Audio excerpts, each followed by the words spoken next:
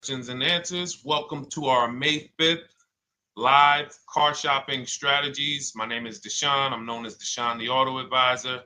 And over the next 60 to 90 minutes, I'm going to be sharing what we call the cars from home philosophy, the way you can shop, get bids, make your car buying simple, empower yourself, and guarantee that you did not leave any money on the table. We're going to talk about a lot of things you may not be familiar with.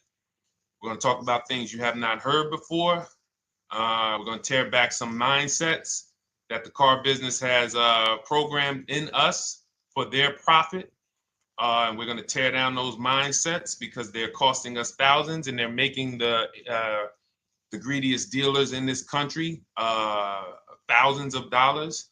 And we're going to get rid of that. So this show is sponsored by my new digital book. It's called Cars from Home, 7 Steps to Saving Time, Money, and Avoiding Dealerships.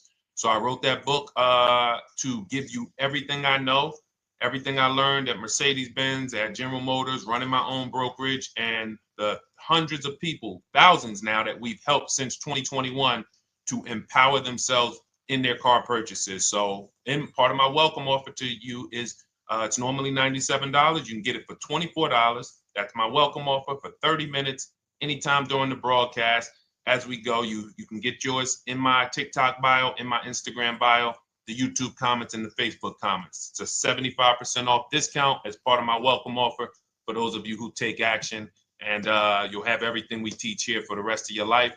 And you'll be able to move the same way you're going to hear me move and the way a lot of people I'm going to show you guys are moving. So no questions off limits. Feel free to start typing your questions. We are live on Instagram, TikTok.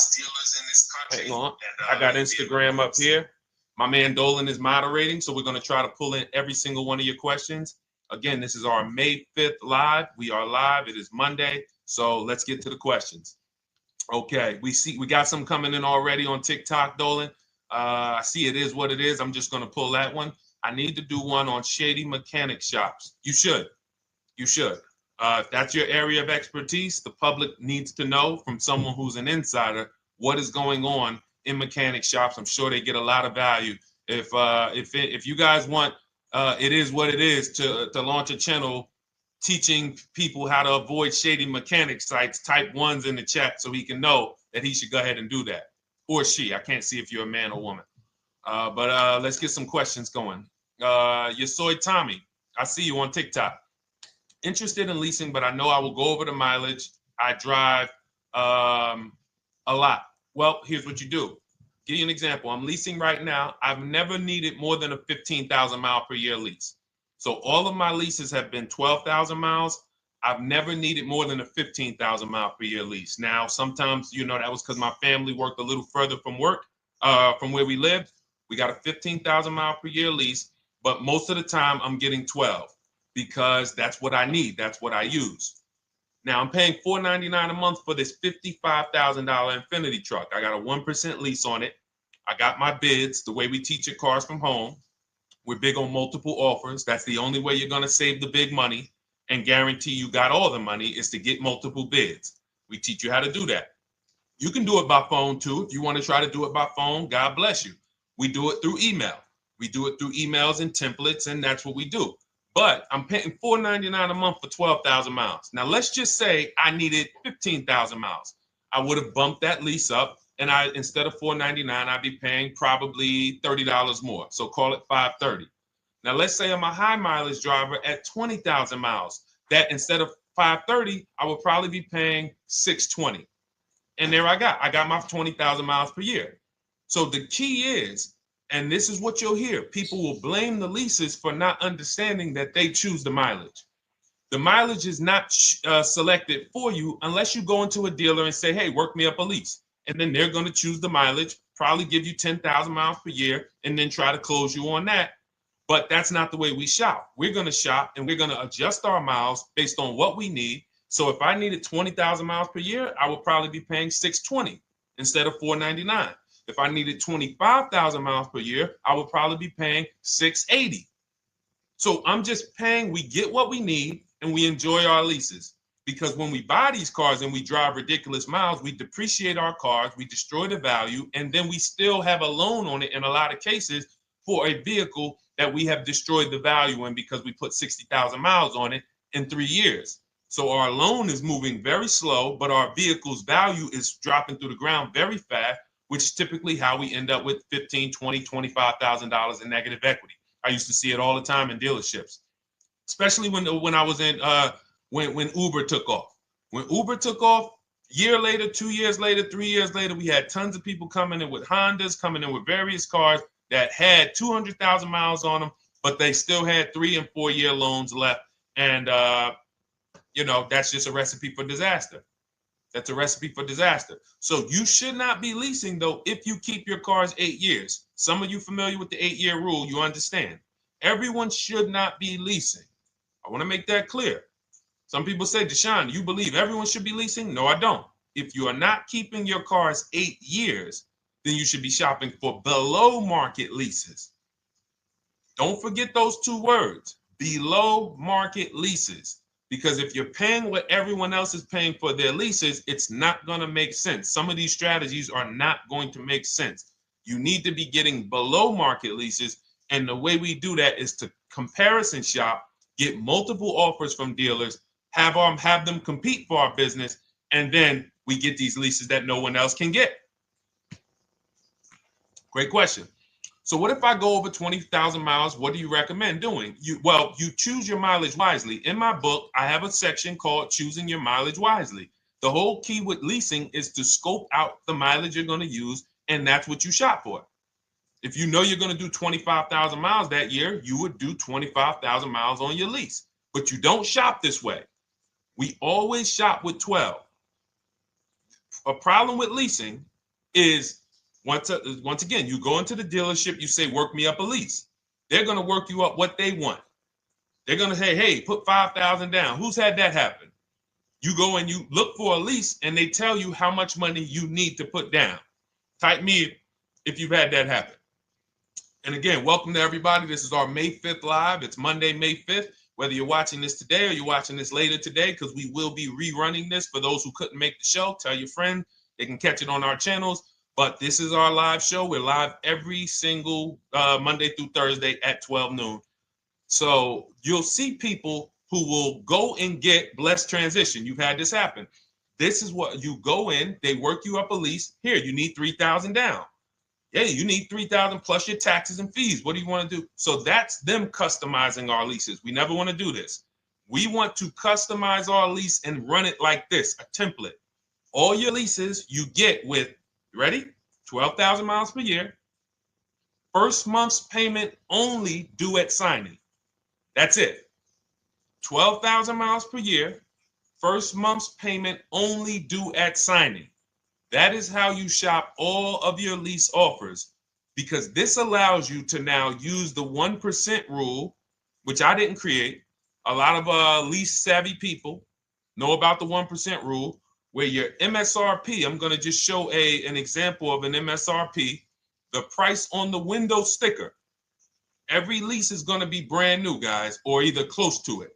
The price on the window sticker is the price we go by, the MSRP, and we're going to divide our monthly payment into the MSRP. And once we get that, the number, that's going to tell us if we got a 1% lease, if we got a 1.5% lease, if we got a 1.8% lease. And what we did was I created the 1.5% rule to know we were overpaying for leases. You don't have value when you lease something over 1.5%. But let's keep it to the point. The point is you're shopping all your leases, first month's payment due at signing, 12,000 miles per year, and then you're using the 1% to 1.5% rule to gauge the value. Once you find your best offer, that's when you go and you say, can you please adjust the mileage down to 10,000 because that's all I need, or up to 15,000 or 18,000. You shop your offers with 12. You find your best offer concerning what value is, 1%, 1.2%, 1.4%.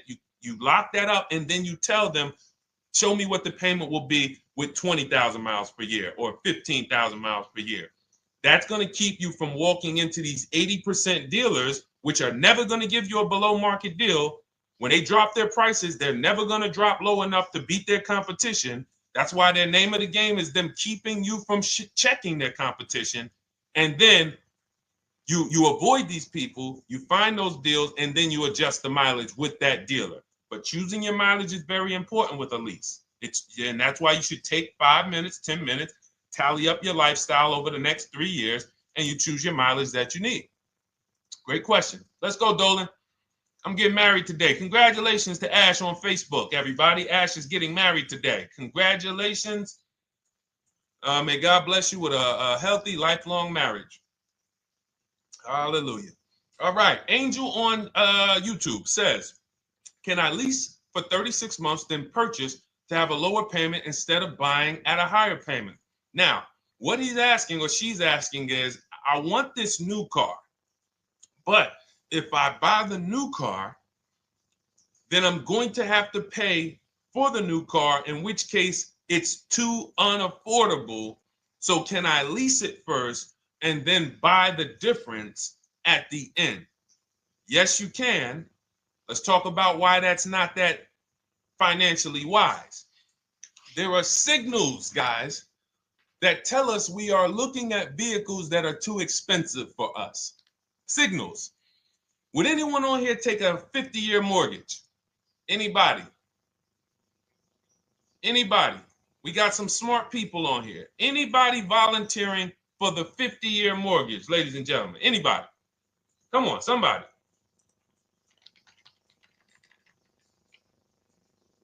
No, why not? Why not? Why is everybody saying no to the 50-year mortgage? Because we know it's ingrained in us that a 50-year mortgage on a house means we can't afford that house, right? Same thing with cars. There's signals. And so when we cannot finance a brand new car and it's affordable, what should we be doing? We should be going to get a pre-owned car. That's what we should be doing.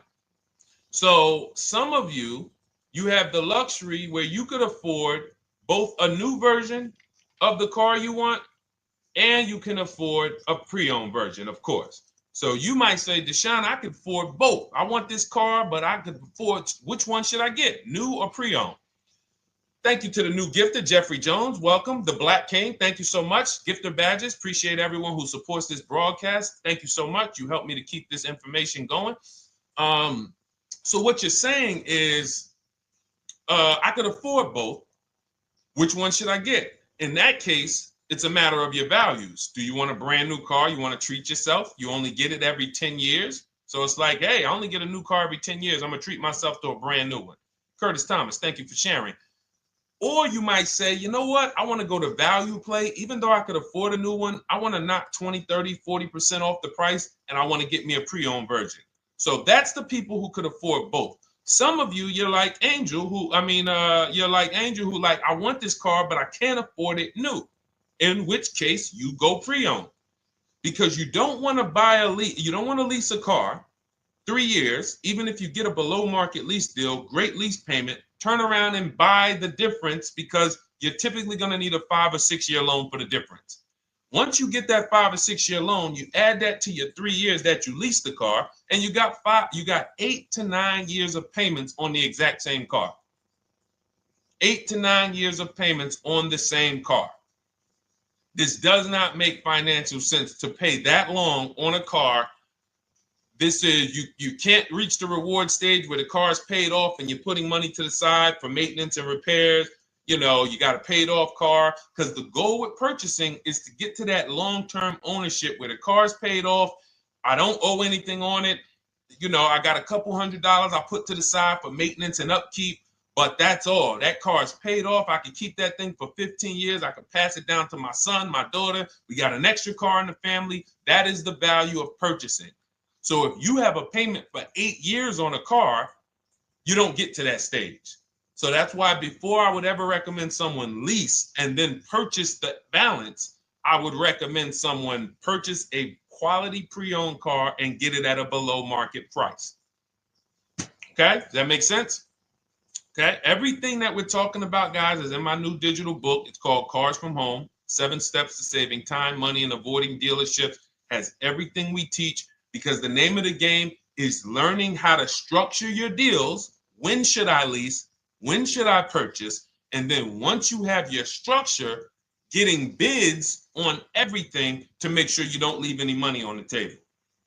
When you get bids on everything, you're never going to lose any money on your trade-in, because you didn't just get one offer on your trade-in, you got bids. You're never going to overpay for your interest rate, because you didn't get one offer on your loan, you got bids. You're never going to overpay for the new car or the used car you're buying, because you didn't get one offer on it, you got bids. And that empowers you to control the transaction. That is what we teach. That's in my new digital book, step by step. You can get your copy for 75% off, normally $97, but it's part of our welcome offer for 30 minutes. You got it in my TikTok bio, Instagram bio, YouTube comments, or the Facebook comments for $24. Okay, enjoy it, use it. All right, let's keep it going. I need to buy a car. I want to know how to buy the advertised new the new SUV vehicle for under $10,000 or even under $20,000. I don't really understand the question. Let me read it again. I need to buy a car, and I want to know how to buy the advertised new vehicle for under $10,000 or even under $20,000. Are you saying that's the discount you're looking for, or are you saying that is my budget? Please let me know. I don't quite understand. Go ahead to the next one, Dolan.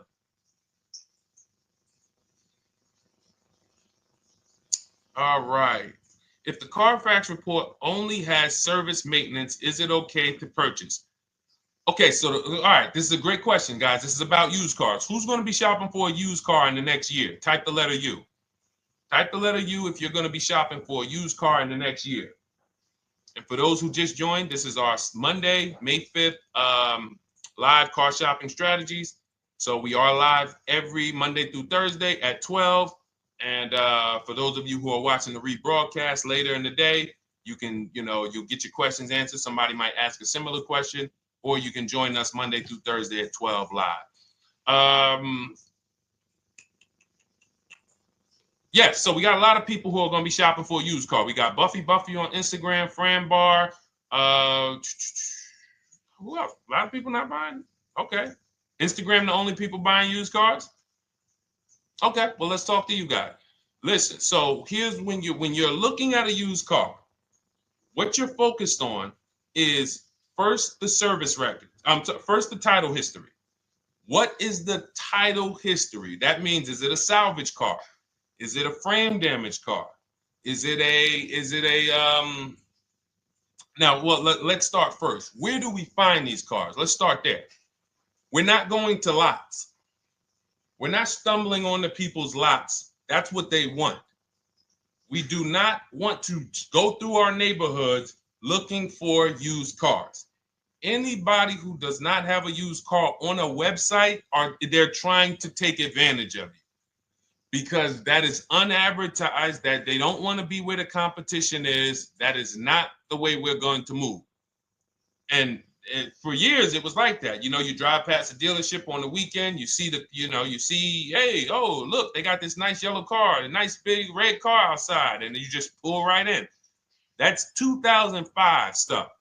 Now, every used car, we need to be able to compare it to the whole market, which means we need to see it on a website, on a marketplace. So we're opening up, this is called my multiple marketplace strategy. We are opening up, and some of you are going to need a pen if you're going to really, or unless you're going to watch the rebroadcast, because I'm running stuff past you that, you're trying to buy a $30,000, $50,000, $100,000 car. We're not talking about how you're going to get a couple things from Amazon and, set up a little home studio for $2,000. We're talking about the second most expensive purchase most of you are going to make. So it's understand that you're going to need to focus in order to get the most out of what we're talking about. So we're going to go to the marketplaces. The marketplaces are Carvana. They sell their own inventory. CarMax, they sell their own used car inventory. Driveway, they sell their own used car inventory. We're going to go to now dealerships. AutoNation, they sell other people's, they sell their own. They buy and they relist it on their website. But then you have Car Gurus, you have Carfax, you have Kelly's Blue Book, no, not Kelly's Blue Book. You have Auto Trader, Car Gurus. So we're going to all these marketplaces, we open them right up in one tab. So now what we're doing is we're putting in our criteria, and what we want to do, we want to go 100 miles out. Even if you're not willing to drive 100 miles out, you want to see what the whole market looks like within 100 miles. So now, if you know what you can afford, then you can put in your price criteria. I have a tool that I created. It's called the Perfect Budget Calculator. Some people who have my book, you've used it, where you put in your down payment preferred, you put in your interest rate, you put in any equity from your old car, and it tells you, because what you tend to miss is the fees. That's what you tend to miss. So if you're not using this calculator that we created, you want to add another $2,000 or so, because you got to factor in the fees in that budget. Some of you go out and say, man, I think I could afford $30,000. Then when you find your car, they bump you up to $33,000 because you didn't factor in the taxes and fees. So this calculator does it for you in my book, and everything we use the Perfect Budget Calculator. But if you're not using it, just estimate another, a little higher. Now you put all of that into the marketplaces. Now you're looking for what the inventory is. Now, here's the reason why you must open up all these marketplaces. First reason, they have different cars on them. Carvana and CarMax has different cars than Car Gurus, Cars.com, Auto Trader. There's different cars on them.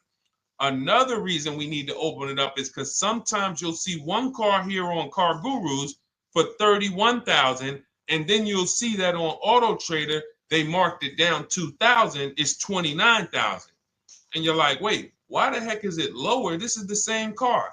Well, it could be because this marketplace got the notification first to lower the price, and maybe this one takes a little longer to see that, oh, maybe that takes 24 hours before their updates take effect. So that's why you want to open up all these marketplaces. Now you're narrowing this down first based on your color choices, what options you want, your models, and now we're starting to narrow this thing down. So we're narrowing it down. Now we start to look at the history of these cars. This is the best way to start narrowing down your used car search. Let's now dive into the history. I need the Carfax. Now, some of these websites will give you a free Carfax. Some of them will try to make you buy a Carfax. Now, I'm going to give you one of the secret strategies that we've been using for years in my book, and I'll tell you it right now. It is how we get free Carfaxes, because when we get to most vehicles, you guys, for those of you who are just meeting me, I worked in Mercedes-Benz for 5 years and General Motors for 5 years, and I ran my own brokerage. I started it in 2016, and I ran that while I worked at the car dealership. So I have a lot of experience and have seen a lot, and that's why I'm able to teach these things. I also love numbers. But one of the things that I know is almost every dealership has a contract with Carfax. So every dealership, we pay Carfax already. So what we're able to do is when we list our inventory on our websites, we're able to list the Carfax with it. We're able to provide that free of charge. But when we pay Auto Trader or Cars.com or Car Gurus, we are not able to actually push our Carfax to that marketplace. But if you come to our website and you find the vehicle on our website, most times you will find the Carfax for free. That is what we have been doing for years. So that now we have the Carfax, because the Carfax is the only way we can see those service records right now, because we've already narrowed it down based on, first thing we're doing is we're looking at title history, frame damage, salvage title, rebuilt title, total loss. That's the type of vehicle. The next thing we're doing to narrow it down, which is where many of you get in trouble, is you're looking at the service records. Skipping service records, buying used cars without seeing service records is disaster. The biggest indicator on if a vehicle was taken care of is what is on those service records. And if you can't see those service records, then I would not buy the car. Somebody say, oh, I'm changing the oil myself. If you don't have proof that you have changed the oil yourself, I cannot see it. I cannot see that you have maintenance this car, and that's a turnoff for me. Because now when you drive that car a year later, 2 years later, things start happening. You have no one to blame but yourself. Now the regret kicks in. Man, I knew I shouldn't have got this. But chances are, if you find a quality vehicle and you see service records on that previous owner's report, that's going to lead to a quality experience. Okay, so that's pretty much how the initial part of our multiple marketplace strategy. As you can see, we have this to a science. Nothing that we're doing is by chance. Nothing we're doing is on a whim. That is it. But let's go to some more questions. And I think the biggest thing I want everyone to understand so far is that we don't wing anything in this process. There's nothing, everything that I'm teaching you is going to be out of our systems. Now, some of you have different learning styles. So let's address this. Again, welcome to our May 5th, Monday, May 5th live. We're live Monday through Thursdays at 12 noon. And we rebroadcast this for those who couldn't make it. You can share this with your family. Tell them, hey, visit Deshone the Auto Advisor's channel. He did a great show earlier. He answered some questions that everyone had. You can watch the broadcast all through the rest of the day. Now, but we're live every week, but we're live right now. So now the biggest, some of your learning style is different. What we teach is we have the ultimate do-it-yourself guide. This book is rated 5 stars. Thank you to everyone who's rated it on Goodreads. Just pull it up right here. For those of you who are actually on Instagram or YouTube, TikTok, you won't be able to see this right now. But the book is rated 5 stars. We appreciate you. And this is the ultimate do-it-yourself guide, whether you're new cars, used cars, leases, bad credit, how to make banks bid for your financing, high mileage driving. It's all in there, step by step. And it's a digital book, so you don't have to wait for it. As soon as you get and hopefully you get there before the 30 minutes, so you get your copy for the $24 instead of the $97. That's our welcome offer. But that's your do-it-yourself guide. Some of you, you're a do-it-with-you person, and that's Shop with Deshone. You like videos instead of reading. You want coaching. You want support. You want a community. We have 1,600 people in our Facebook group. That's our Shop with Deshone. We've had 2,200, almost 2,300 people come before you. When you see me share people like Zafrina and like Melissa and Sheree, Ken, all of these people who are, they're showing their car deals that they got. Look, took me about 30 days. He went through, past Friday, locked down 2 vehicles, 2 Yukon 2025. Said he dropped sold the BMW. They dropped the price down to 70 grand. So they took off like 5,200 for him. These are all people who are in the Shop with Deshone. Their learning style is they prefer videos. They prefer, coaching with me. But again, it's the same information. So I want to be clear. It's just your learning style. So if you are like Deshone, give me the blueprint and I will run this thing. That you're going to be like the people who send, like Marie. Marie just wanted to let you know she got our book. Using the book, I saved over $13,000 off MSRP. Now, here's where the feelings get hurt. And this is not my intention. But some of you have these same vehicles that you're going to see me sharing that our people get. And when you see what they paid for them and what they're getting off of them, you're going to see, wow, I did not get that. I did not get that type of discount. So all of you who have this 2025 GLC coupe fully loaded, she said they took $13,000 off MSRP. She got her bids from home, got my payment to be hundreds lower per month, maintenance included, no money down. We are masters at no money down deals. You should not be putting money into these cars unless you intend to keep them for 10 years and you got a great price already. You got a huge discount already. You should not be putting money into these cars. I have never done more than $1,500 out of my pocket for any lease. And when my car that I bought, I put money down on that because I bought it to keep it. But everything else, we are shopping with no money down. So you're going to see that a lot. So again, depending on your learning style, you can head to my bios and to the comment sections, open the Cars from Home Toolkit, Shop with Deshone might be right for you. I don't care how you get the information as long as you are saving the money. I don't care. If you could do it with a $24 book, do it with the book. I would rather you say, man, this guy Deshone helped me. I bought his book. I got it on the sale because he did the welcome offer for $24. And man, I done got 4, 5, 6 cars using this thing. And all I paid was $24. Congratulations. I will celebrate that. I wish that for everyone, but that's not everyone's learning style. So, okay, Dolan, let's keep it going. I'm sure we got a lot more questions coming in. Molly from Facebook, great to see you. Needed to be here. Well, I'm glad. I just ordered a new vehicle last week, expected to arrive in 3 months. I need a breakdown of how to get out if the options they want, get out of the options they want to the MSRP. Well, first of all, what you want to do is you want to get bids now. You do not want to wait. Those of you, she's ordered a car. She's scheduled to be here in 3 months, and she has not locked in her pricing. Now, the reason when we order a car, we are always getting our bids first because the closer your car comes to arrival, the less leverage you have. They know once that car comes in there, she's been waiting for 3 months.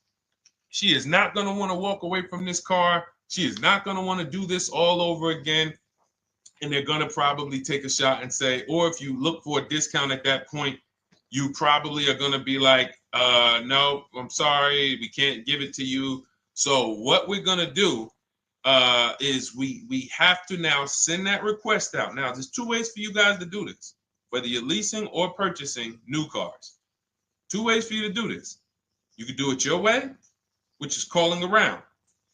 Calling around, not going into dealers, calling around, ask for sales managers, try to get yourself at least 5 offers. Because the only way you're going to see how overpriced the offers are is to actually get multiple offers. So I'll give you an example. I'm showing you guys on the screen what a market report looks like. So we also have a division. We shop for people's new cars and their leases if they have good credit. So when you see, oh, I tried to pull it up. It's not loading. So what you're going to see, and some of you who've used our stuff, you can testify to this. There is a huge spread between the best price and the worst price. Huge spread. So in order for you to know you actually got the best price, you need to see 4 other offers that are higher. I'm going to say that again. Thank you to all the gifters on TikTok. Thank you, Jeffrey Jones. Appreciate it. You need to see other offers that are higher. So let's go back to my car. This dealer who won the bid for my Infinity truck saved me over $8,000. Now, he said to me when I was making the deal with him, he said he knew that I was not going to find a better offer because he had used a special coupon he had to apply towards the deal. He needed the deal that month, and that's why he won the bid. So he's able to take off $8,000. If I was purchasing, I would have got $8,000 off the price. But I leased it, so my lease payment was $499 a month with $1,270 down total. And $1,270, $499 of that was my first payment. So every other offer that I got, $560, $605, $640, $700, $750. That's how you know you did it right. If you don't have a bunch of the 80%, we call them. This is the 80%. Some of you have heard me say we don't negotiate with dealers with fake fees. It's a losing battle because even when they take off all the fees, they're still super high. I'm going back and forth by email.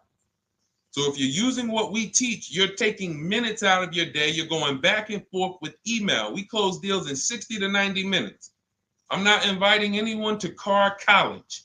60 to 90 minutes of emails back and forth. Next thing you know, we're closing a deal.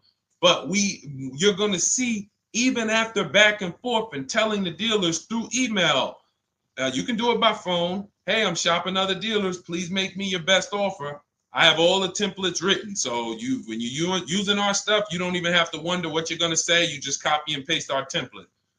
But even after that, you're going to see, wait, these people are still giving me super high prices, even though I told them I'm shopping, even though I told them I'm serious, I could buy the car right now, even though I gave them every single thing I need to give them to get an offer, they're still $150 a month higher than my best offer.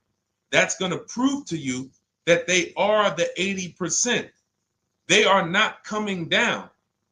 When they say this is our best deal to their customers walking inside, they're not lying. It is their best deal. It is not the best deal. It is their best deal. Their competition's best deal will blow their best deal away. And the only way you do that is by getting bids.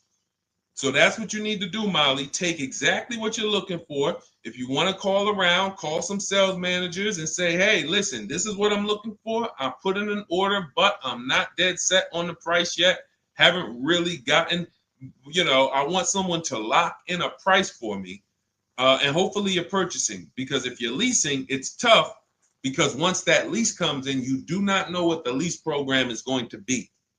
So if the lease program is bad, then you could find yourself jammed up. Now, here's what we try to do to prevent that. It's not always possible. Here's what we try to do. Once you have found the best dealer who's won the bid, now what you're going to do is say, based on this price that you're selling me the car for, can you give me a lease estimate now? So let's say I'm ordering this Infiniti. I shop around, I find a dealer who says, all right, Deshone, I'll place the order. I'll take $6,000 off list price for you if you do the business with me. Perfect. Can you give me a lease quote based on that now? I know this is not the vehicle. My vehicle's coming, but can I get some type of an estimate of what it would be? And then I look at that, and if it's affordable, now I place my order. But I'm not placing an order for a lease blind, not knowing what my payment's going to be when that car gets here. Okay? Does that make sense?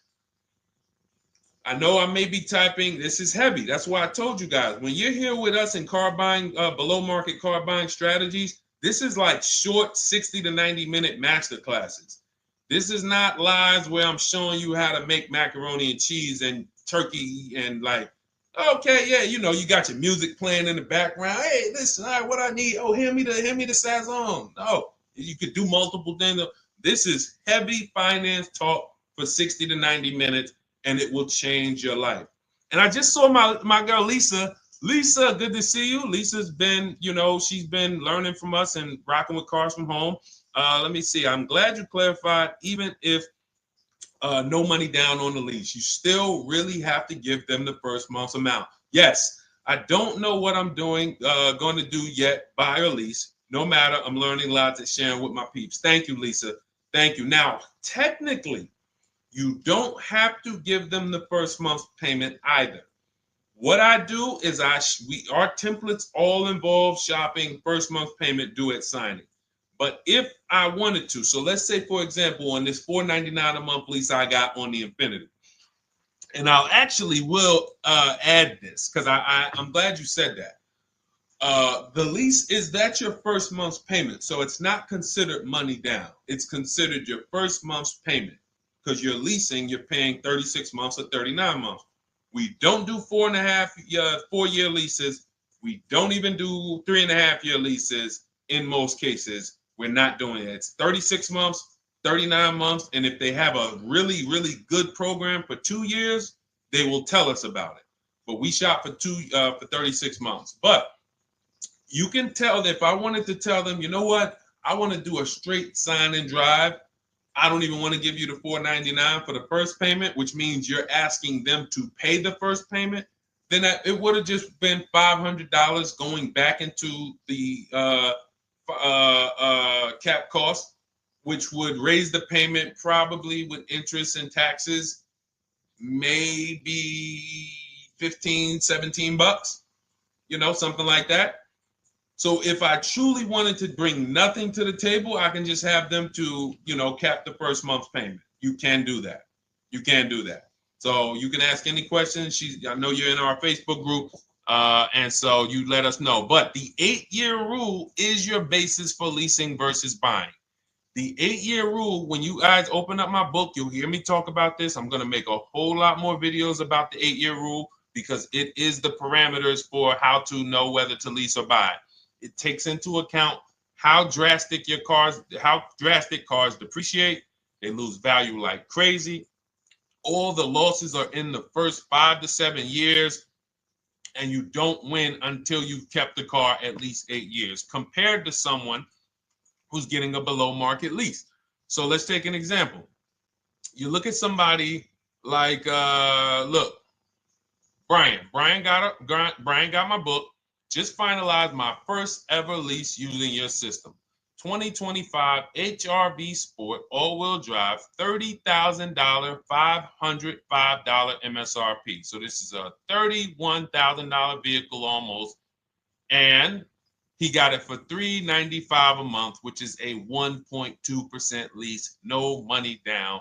Now, his initial quote from this dealer was $434. This is the winning dealer. But in my book and in our systems, we have a counter offer calculator where we put all the offers we get into the calculator, and then it calculates the best offer and it tells us what to counter. So his initial quote was $434. He countered with the calculator and ended up closing his deal at $395.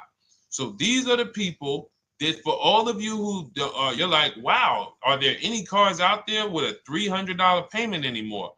Well, if you're buying a car, you are buying it at a $300 payment. You could only spend, who knows, every $5,000 on a vehicle is about how much per month. Every $5,000, when you're looking at a car, every $5,000 on a 5-year loan, which is what you should be defaulting to, is about how much per month. Thank you, Nikki.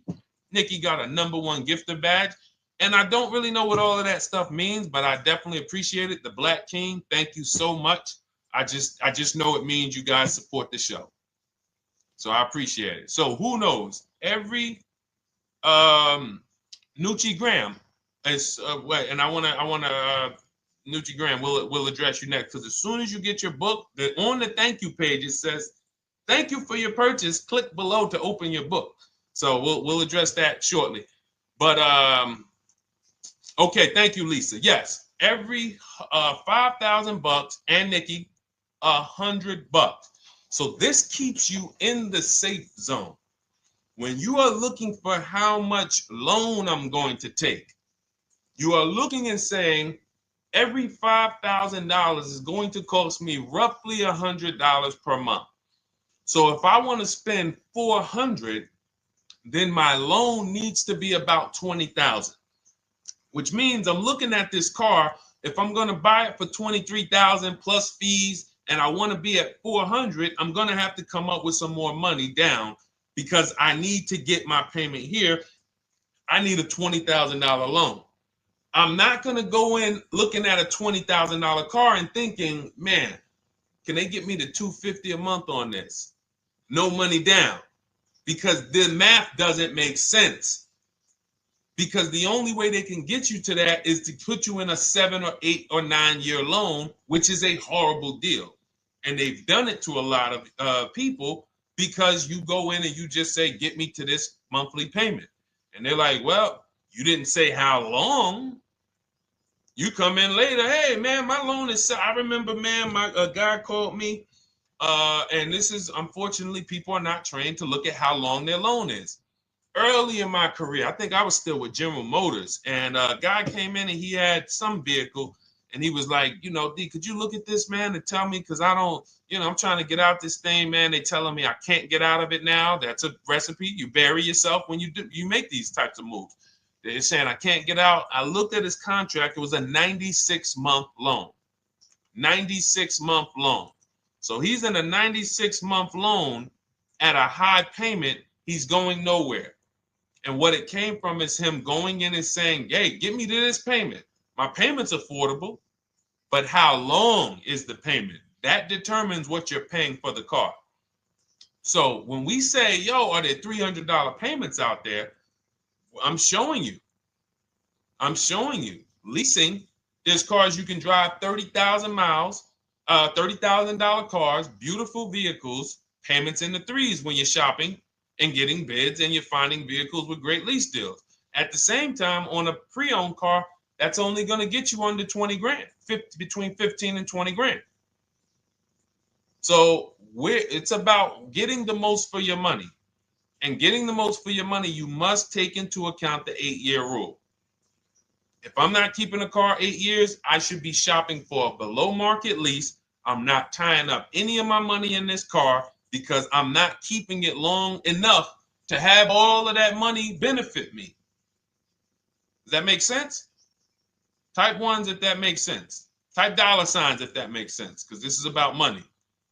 If I'm not keeping the car 8 years, then all the money I'm going to tie up in the car to pay for it, to pay off the loan, to do the maintenance, to change the tires, to change the brakes, to change the oil, to change the brake fluid, the transmission, all of the money I'm putting in that car, just normal maintenance. I didn't say anything broke. Normal maintenance over 7 years. I'm not going to keep the car long enough to have that make sense. Whereas had I leased, I'm just below market leases. I'm just literally paying cents on the dollar, changing my oil. Most of the times I'm out the car before I need brakes, unless some of you are driving 15,000 mile a year leases, and then sometimes you will replace the brake, but it still does not compare to the cost of purchasing. And you know, throughout the show, I'm gonna show a lot more lease deals and a lot more discounts. But the reason why I show you guys the lease deals is because the money doesn't lie. Unless you're just hell bent on paying more, the money does not lie. You can't compare when I was, you know, I'm driving $40,000 cars, my payments have a 3 in front of them, and my friends are driving $20,000 cars and their payments have a 3 in front of them. And those cars are used, need maintenance, you know, warranties done ran out after 4 years. I'm over here driving brand new cars, problem free, and they're paying the same amount or more than me, and they're driving inferior products. And then once they really get tired of the car, they go ahead and they trade it in and they start the process all over again.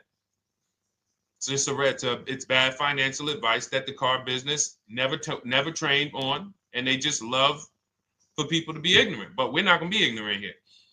All right, Dolan, let's keep it going. By the way, all of you who just joined, this is our Monday, May 5th live. We are live every Monday through Thursday at noon. So for those of you who may be watching the rebroadcast, we rebroadcast the show all through the day. So for those who missed the show, you can either, you know, or some of you want to tell your friends, oh, hey, you're shopping for a car, go watch this show. And we'll rebroadcast this show all through the day. And we rebroadcast all the episodes through the weekend. So for those of you who didn't have time, you're like, man, I want to catch up on all the shows, all the questions that were asked. We'll rebroadcast those through the weekend.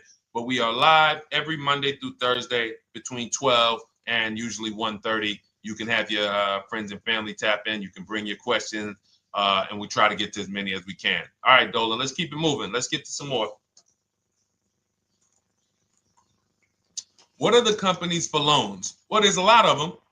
First thing you want to do is, so we teach something called the bank bidding war. This is a question, because here's my question to you guys. Where do you get your car loans from? Here's my question to you. And I'm going to tell you how we should change the answer, because I know what some of your answers are going to be. Where do you get your car loan from? Some of you are going to say my bank. Some of you are going to say the credit union. Some of you are going to say the dealership.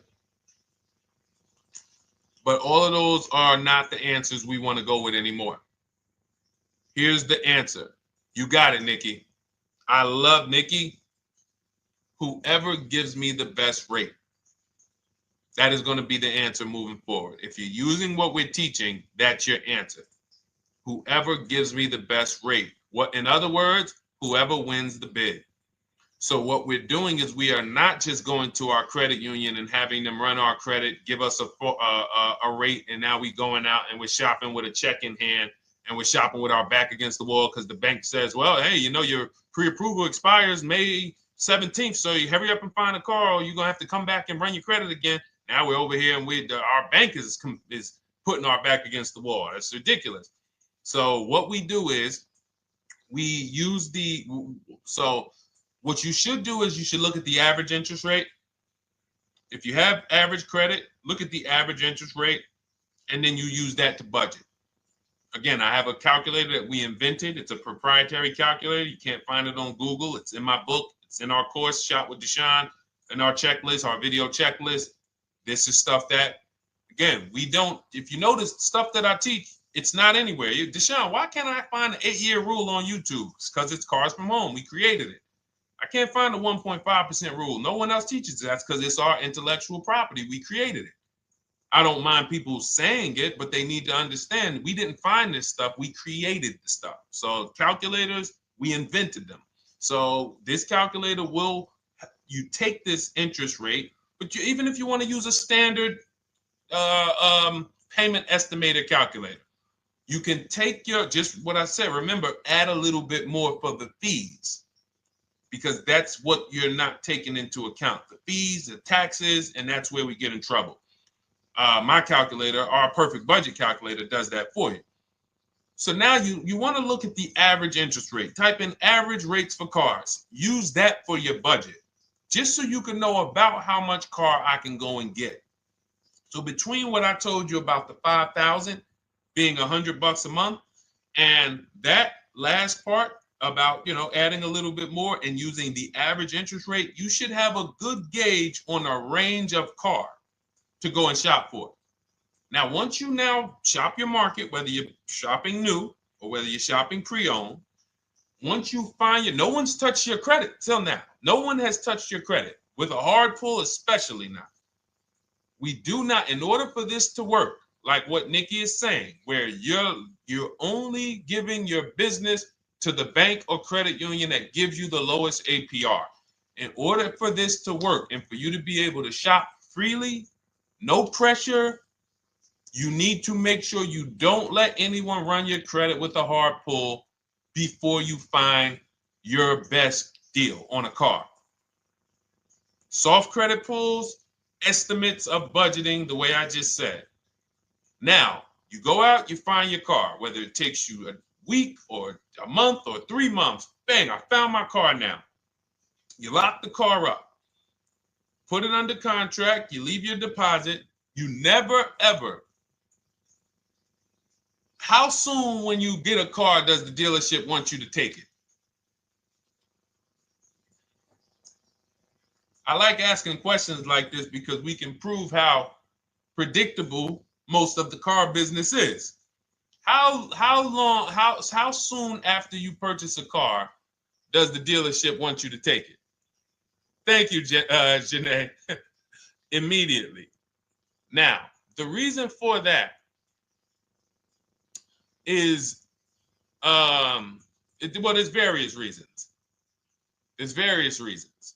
Right then and there, Molly, yes. But what I want you guys to focus on is what you lose by taking it right then and there. You lose the ability to shop the interest rates. And shopping the interest rates is very important because you'll always wonder, could I have gotten a better rate? So what you do is you lock the car up, you let them know, hey, I'm going to go home, just give me my, let me get my paperwork so I know exactly how much I need to tell my bank. And here's the key, if you guys can beat what my bank or credit union gets says, then I'll give you the loan. See, some people think that I teach don't let the dealerships compete. I never teach that. What I teach is don't let the dealerships be your first offer ever. They are always your last offer, and they're competing against other offers that you got. So now you're going home, your car's waiting, you're going to see what your bank, your credit union can do, and then you go online. You can go right online. Auto loans online, auto financing online.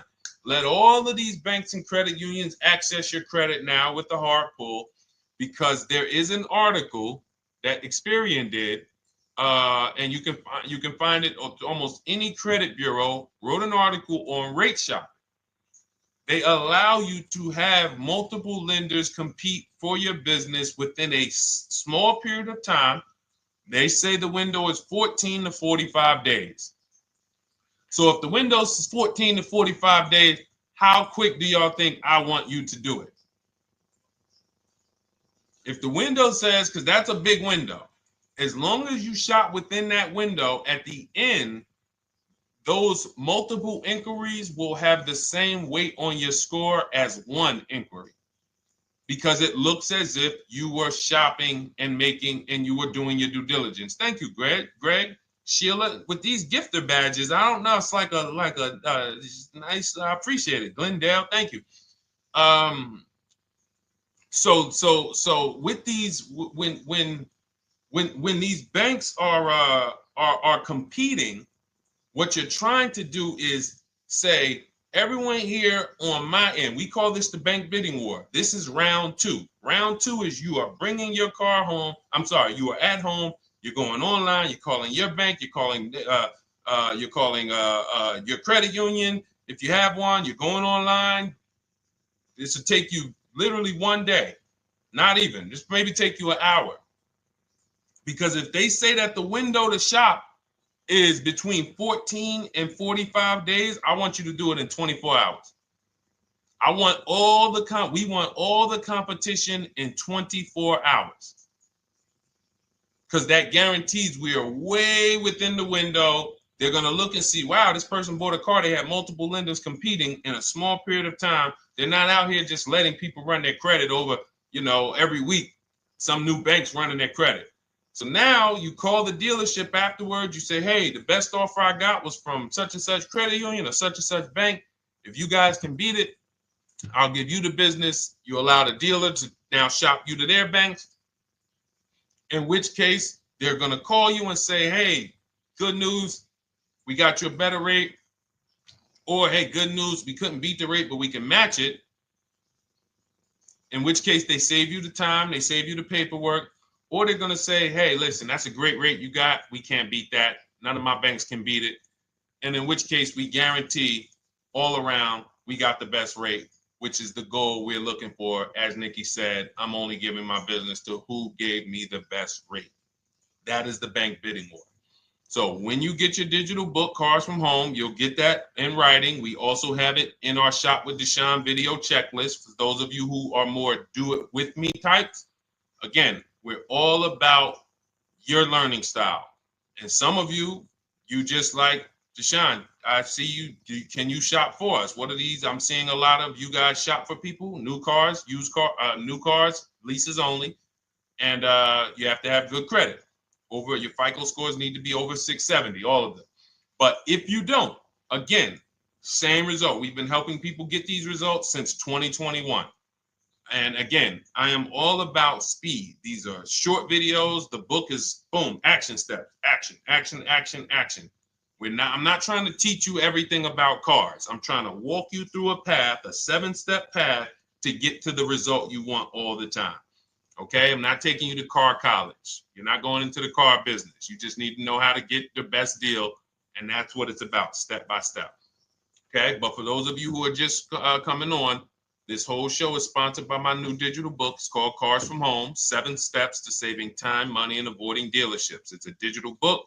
Everything we teach about new cars, used cars, leases, below market financing, high mileage driving tips, bad credit tips for those of you who have your credit is not going to qualify you for everything else we're talking about. You need specific strategy. We have that specifically for people with bad credit inside my book and inside Shop with Deshone. So that's why I never believe in one size fits all car buying advice, because all of you are in different situations. So how does somebody look saying, you all should do this? We're all in a different situation. I have a trade-in, he doesn't. He has a lease that's coming due, he doesn't. Oh, he has a lease that's coming due, he has equity in it, we need to help him get that equity out. He has a lease, it has an equity, but it has a third-party restriction. We can't talk to people the same. That's why everything we do is custom and letting you know, no matter what your situation is, it's very common to us. Very, very common. So, all right, let's keep it going. We got some more time, Dolan. Pull them up. More questions. All right, yeah, I see we got a couple more coming in on TikTok. How do I get the book? Well, the book is in my TikTok bio. In my Instagram bio, there's a website there. It's Cars from Home Toolkit. And then you'll see the welcome special for $24. So the book is normally $97, but as part of our welcome special, you got 30 minutes to get yours for $24. So you won't pay the $94. You get 75% off. We also have a link for you guys on Facebook and YouTube in the comment section so you can get your copy. And if you're going to spend a couple more minutes with us, I would appreciate if you share the broadcast with one person that you care about. So that can help, we can help get this information out and we can help change lives. If you didn't receive your ebook, well, first of all, as soon as you purchase your book, you're going to see a thank you page. It says, thank you, screenshot this page. And then it says below, click the link below to open your book. So you actually get the link to open it as soon as you make the purchase. And then I say, I also emailed you a copy. So sometimes people type their email in, one letter's wrong. Obviously, we can't send a book to an incorrect email, which is why I have my support team's email right on there. So that if you don't see that book within 5 to 10 minutes, you email my support team, hey, I didn't get the book. They'll get you the book right away. So as you can see, I want you to, Dolan, can you put up, do we have anywhere with, we can put up the support team's email for this person? And just send an email to support. There you go. Thank you so much. Support at Deshone the Auto Advisor. Thank you, Dolan. Best moderator in the world. All right, so shoot them an email. Just let them know. Give them your first and last name, and they'll check the record, make sure that we have a purchase from you, and they'll send you your book right away so you can dig right into it. Okay? All right, let's keep it. We work with clients all around the country.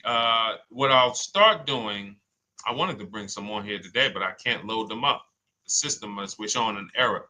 So I got a lot of people. I always bring tests. I always like to show results. So, you know, I'm a results person. So you'll see a lot of people that I share. Brian, who has our book, and, you know, his lease, Marie with her $13,000 off. All of these people made deals from home. They were not in a dealership negotiating this. You got, look, Frank, I bought your book, used your system, and just closed my deal and have positive results to report. I love when y'all email me, by the way. Like, please continue to do this. A caveat is I wanted a just released 2026 Genesis G70 Advanced, and there are no incentives. I could have gotten incentives on the 2025. However, I wanted the 2026, and I was willing to pay. So even with high demand cars, even with cars that are rare, this is the situation. I reached out to 20 dealers and I received 9 offers for 36 months, 12,000 miles on a $58,000 MSRP. The initial offers range from $1049 to $901 with everything in between. I counter offered using the calculator that we have and closed the deal at $815 on a $58,000 MSRP. That's a 1.4% deal. Now, mind you, that on a vehicle on a 2026 with no incentives, which means every bit of that was the dealer taking off money for him. He probably had to get at least $5-6 grand off to have that deal come in the 8s, when other dealers were quoting him 9 up to 10 and, you know, mid $1,000 range. So, you know, but so I show the book testimonials. I show my Shop with Deshone testimonials. But I want to start bringing these market reports so you guys could actually see that's our team shopping all around the country. And that allows us to stay, we're able to just stay on top of the market, like from state to state. It proves like this stuff is not, oh, if you're in New Jersey, the deals are better. Hey, if you're in Florida, the deals are better. If it's California, we don't have deals out here. All of this stuff is not true.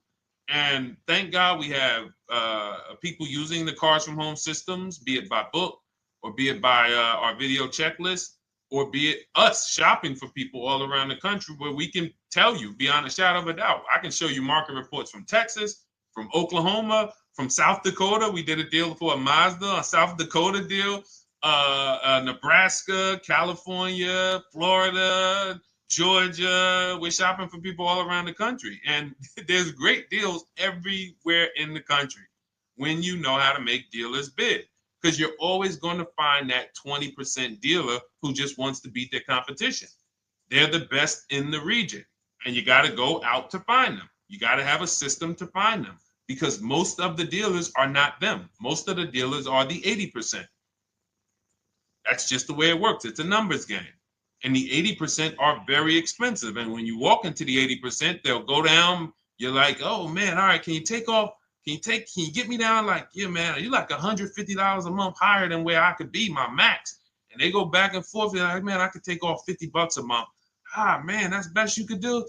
And then next thing you know, you get down to 100. Yeah, all right, we'll take off $100 a month. And you're like, all right, I guess I'll take that. You don't realize that a 20% dealer, not only were they nowhere near your max budget, they were $100 less than your max.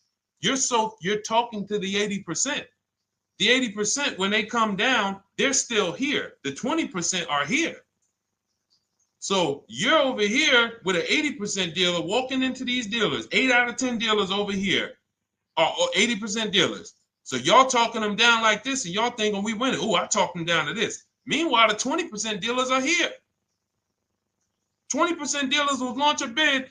We gotta cut. Oh man, if this thing wasn't broken, tomorrow's show, I'm gonna bring on a lot more market reports. We got dealers who come right out. We getting offers 700, 790, 820. Dealer come right out 650. Boom, blow everybody away. Like, oh, let's go. We got a winner. Looks like we got a winner here. That's it. And then it becomes fun. As you can see, this is fun for us. When you change the way we shop, you shop and you start to you're going to be the prize.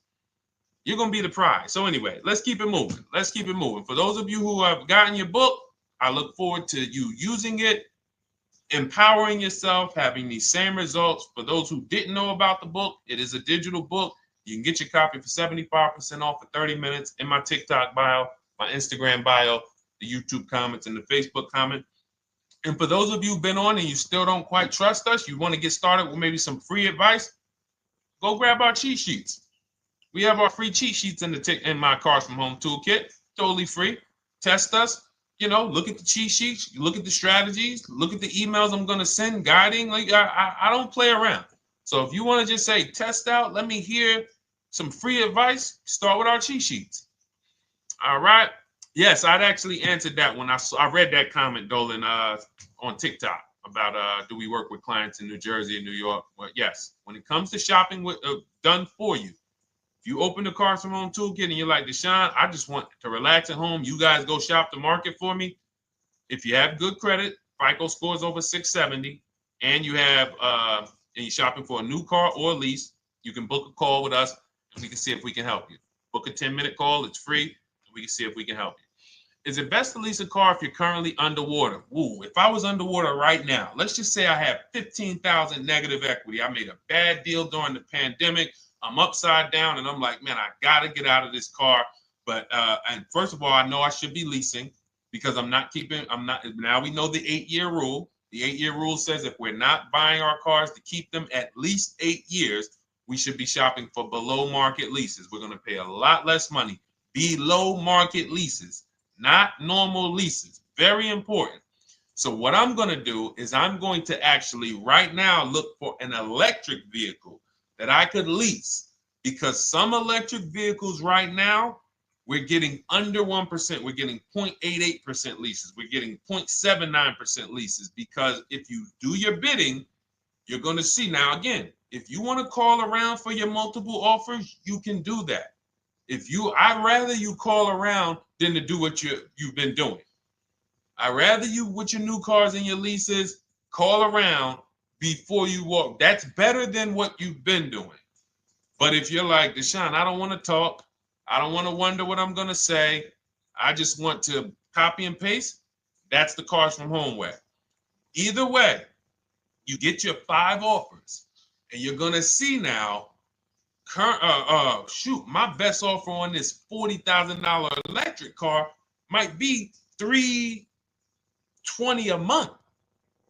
So I'm now driving a $40,000 car. If I didn't have my negative equity, then I would be driving it for $320. But now I got to bring this negative equity over. Now, the reason why you want to look at these electric cars for this is because if you try to bring a bunch of negative equity over, what ends up happening is you're now messing up the loan to value ratios, and the bank won't approve it. So you might go in and look at a $40,000 car, and now you bring this 15 grand of negative equity, and the bank is saying, we're not going to loan $55,000 on a $40,000 car. We're not doing that. So that's when they'll say, some of you may have heard this before, you have to put money down. They'll say, we can't get you approved unless you can put $3,000 down, $5,000 down. You have too much negative equity, and the bank is not going to approve it all. But when you get your bids on some of these electric cars, you're going to get $10,000, $15,000 off. And this is specifically what I would be looking for. I would be looking for the electric vehicle that when I get my bids, I'm saving 15 to 18 to 20 grand off. And if you guys don't think that's possible, you haven't been here for long. You know, this is Milligan. She bought her Mercedes EQE last year. She literally, MSRP of her car was $79,245. She got almost $30,000 off the vehicle. Almost $30,000 off the vehicle. $51,359 is her price.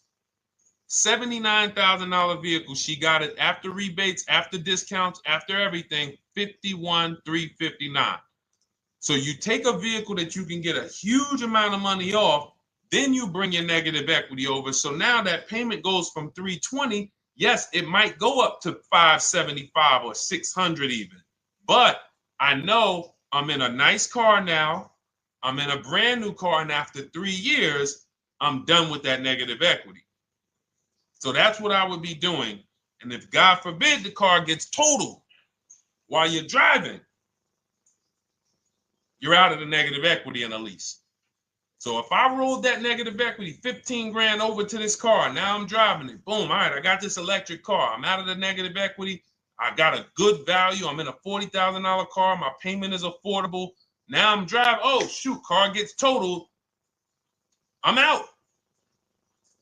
I can go get me another car now. I can go and get the same exact car, but I can get it for $320 now. So, you know, that actually is the reason why people commit insurance fraud and total their cars or get them stolen intentionally. But no, that's just something to keep in mind. Something to keep in mind. Because most of you, when you start leasing, you're going to see that was my reason for negative equity. That was my reason I kept having negative equity, is because I wasn't leasing. And that was the reason I was paying more money for cars than I should have, because I wasn't leasing. And again, the key is getting below market leases. You walk into a dealership and say, work me up a lease, you're not going to have these payments that, you know, we're talking about here. It has to be below market leases. That comes through multiple offers. Only way. All right, let's keep it going. A lot more questions. No gap then. Is that your first time leasing? Well, no, we'll get to that. I see it's a little conversation happening on TikTok over here. By the way, everyone, this is our Monday, May 5th live. We're live Monday through Thursday. Tell your friends, please. I would love for those of you who are going to keep joining us to see some friends tomorrow, family members tomorrow, co-workers. When you are at work, when you're talking to people, if they say they're car shopping, I would love for you to invite them to our live shows Monday through Thursday at 12. And if they couldn't make the show, we will rebroadcast each episode for the rest of the day. So after today, after we end the show, if you guys want to refresh on some things or you want to whatever, you want to send people, we will rebroadcast this episode for the rest of the day. And then on the weekends, we put together a weekly compilation. We broadcast them all just for the people who couldn't make the live shows. But every Monday through Thursday, we are here. And yes, happy Cinco de Mayo to you too, Nikki, and to everyone who celebrates. All right, what do you think about waiting till December month, mid-month to buy a vehicle? I do not. Dealers need cars to sell before that. It's a myth. All right, we're going to dispel a myth, okay? When have we been taught that the best time to buy a car is? Thank you to everyone running up the likes on TikTok. We're at 3,400 likes. Every time you hear something you like, you double tap the screen. That makes a big difference. It sends a message to TikTok that we're doing something good over here. Okay, end of the month. Yes, sweet now. End of the month. So we're gonna peel, like I told you guys when we started the broadcast, right? We are gonna, yes, Molly, last day of the month, right? So this is what we have been taught. Last day of the month, come on in. That's where your deals are, right? Let's look at this logically. As a former car salesperson, the times where where I saw the dealer or myself being the most desperate was the times where we did not have a lot of customers. Sometimes you look up, it's the 10th of the month. They call us into a sales meeting. They say, hey, guys, we got to sell 200 new cars this month. We are only at 40. We are way behind. We are tracking way behind. Call anyone you know who's a real customer. We are entertaining every reasonable offer. Now, you've been taught there's a group of people that we know are coming at the end of the month. There's a group of people that we know that last weekend they're going to rush. But there's no desperation there from us because we know they're coming. So we look and say, I'm much more desperate at various times throughout the month than I will be at the end of the month. Because think about it. Every time you go into the dealership at the end of the month, is it dead or busy? You go into the dealership most of the time at the end of the month, is it dead or busy?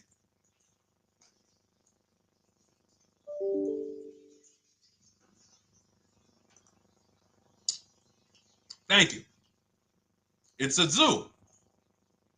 It's a zoo. Customers everywhere. That means all the car salesmen are not worried about making a deal. In fact, they're looking at you and saying, hey, Molly, thank you. Listen, I know you, look, I know the payment's $780 a month. I know you said you wanted to be at $499, but, we've been going back and forth. Can you work your way up, get closer to the $780? Because they know now we can take a shot. Because we have some other customers behind you, Molly. Did you see the people walking out? These people just walked out. They're mad. We don't have enough salesmen here. We got people waiting 40 minutes to speak with somebody. Do you think you're getting the best deal when that's the energy? Yes or no? Let's just be honest here. See, you might forget some of the lessons that we teach if you don't have our books and if you're not in our video checklist and coaching. You might forget some of the lessons, but hopefully you won't forget the stories. So you walk in the dealership at the end of the month, the place is a zoo. It's people everywhere. They're ringing bells. They got the big clown, donuts around. Hey, you want a donut? Do we think there's desperation? Thank you, Sheila. Thank you, Molly. There's no desperation here. And they don't magically wait till the end of every month to hit their numbers. Some dealers hit their numbers at the 25th of the month. Numbers are hit. We still got people coming in end of the month. So What we want to do to answer the question is we want to be positioned. What I like you to do, for those of you who are in an emergency situation, you need a car in a week, in 2 weeks, that's fine. Everything we teach can guide you. We've had people who got their cars in 3 days. Like that's not something that is let's see. This is my second go around, much easier, more relaxing experience. Calculator definitely helps. Turned in my CRV, got a 2022 Marcus, some dealers wouldn't do. Somebody, I wanted to read you somebody who got their car in like 3 days, 5 days. That's normal. Again, like I said, we're not taking you to car college here. Like you know, our step-by-step programs can get you to your cars in less than a week, 90 minutes. But you don't want all your car shopping to be emergencies, because here's where you want to be. You want to be able to say no for up to 3 months. Reason is, there's a group of people that walk into the dealerships. They're there right now. They're desperate. They're giving off desperate energy. They can't say no. They back themselves into a corner for whatever reason. If their leases are up, maybe they don't know you can get an extension. If your lease is up this month, you can call. You can get yourself an extension for 1 month. Some leases will be extended up to 3 months, up to 6 months. Those of you who have cars and you're like, Deshone, I'm shopping for a new car, but I don't need it. I just, my car still got some life to it, but, I want to look for something new. This is a position of power to be in. This is where you want to be. You want to be able to say to yourself, all right, let me look at the offers this month in May. All right, I'm going to follow up next month because the offers change. The used car market changes. The lease prices change. The dealer desperation, it changes. I'm not letting tariffs push me into doing something and making a bad deal. I'm not doing it. I'm not worried about tariffs coming, because there's going to be deals no matter what. If the prices of the new cars go up, what happens to the prices of our used cars that we're going to be selling? See, that's how we really won during COVID. Some people who've been with me since 2021, that's how we were winning. My man John Shaw, he was one of the first people. David Isaacs came in, got his BMW. Yes, the lease prices were slightly higher back then. We were still getting under 1.5. We were still getting 1.4. John got a 1.2 on a Jeep Wrangler, but we were selling our old cars for 8, 10, 12 grand more than they would be worth today. So even if the new car market goes up, we know how to maximize the prices of the cars we're getting rid of, and we're going to offset it. So we want to position ourselves to be able to say no. That is the strength. That's the leverage where we can say, you know what? All right, I'm going to follow up next month. Now we're telling the dealers right up front, hey, call me. I'm good between now and June 18th. I'm good between now and July 20th. So now what those dealers say is, okay, this is a serious customer. By the way, we have all this in templates in my book. You fill out the template, you fill in, here's the day you can buy a car. This is your deadline. When we blast it out, these are things you can call dealers and you can tell them, hey, I'm good between now and anytime before the summer. Call me if you get a black one with the red seats and this package in it. If you want to call around, you want to do it that way, you could do that. But what you're letting them know is, call me when you want to make a deal. I can make a deal today. Let me see the numbers today. Great. All right. If sometimes you'll see that a car is a little bit out of the range we want it to be in, you might say, man, I'm looking for it to be around, 505. This thing's coming in about 550. Okay, maybe I'll check next month, see if the program gets better. You might say, all right, dealers are saying to some of you shopping for cars that maybe every dealer is not going to have it. When you reach out to the dealers, only 5, 6 dealers have it. But they say, hey, I got something coming in May. I got something coming end of May, June. Is that good for you? See, they're desperate customers. They can't say yes to that because they back themselves into a corner. But you guys now operating with a 90-day shopping cycle. If a deal comes today, I'm jumping on it. But if you got something coming next month, I'm jumping on that. Call me when you're desperate. Call me when y'all have that meeting. Hey guys, we're way behind. Listen, we need a deal. I'll take any deal right now. Hey, is that person that Sheila McCauley, you know, that last month, her number, we couldn't make that deal last month. Did she get a call yet? Hey Sheila, did you get a call yet? No, I'm still waiting. Okay, great. We can get to your number now. Perfect. Thank you. Positioned. So we want you to be positioned when you use what we teach, whether it's the Cars from Home digital book, whether it's the Shop with Deshone. For those of you who are like, Deshone, let's do this together. I want the checklist videos. I want coaching. I want to be able to pop into the Facebook group, ask around. We can't give you that for $24. No author can give you the support. I got tons of books. There to Be a Man, In His Steps, Tony Robbins' book. None of these authors can give me support for the price I paid for their book. That just can't happen. But some of you are like, you know what? This is a big investment. I want to make sure I have access to, you know, systems for life. That's the Shop with Deshone done for you video checklist. And then you got coaching direct with me in our Zoom calls every first and third Wednesday. Twice a month we do. And then we got our private Facebook group with 1,600 people. And then some of them are sharp as me. I'm telling you, let's look at, you know, y'all know I brag about Rosalie. If you like Rosalie, if girl got 4 cars in within a year, you know. Her first car was the Infinity. She got her Infinity truck. And I was sharing her a lot last year when she got her Infinity QX60, but she recently shared that she got 3 vehicles. And hold on, where is she at? I just had her up. So this is the people that's in the group. Like, look, 3 vehicles. Big shout out to Deshone the Auto Advisor for making these incredible deals happen. 3 new leases for my sons with only first month's payment down. She got a Nissan Rogue, almost $37,000 vehicle, $399 a month, no money down. Mazda CX-30 Sport, $28,000 vehicle, $28,300, $339 a month. That's a 1.2% lease. And she got a Mazda CX-50 Premium Plus, $40,400 vehicle, $420 a month. 2 1% leases and a 1.2% lease. And the cherry on top, she says, I sold 2 leases. Some of you don't even know you could sell a lease. She said, I sold 2 leases. She had equity. Now, not every lease has equity. But if 8 out of 10 leases don't have equity, then 2 out of 10 do.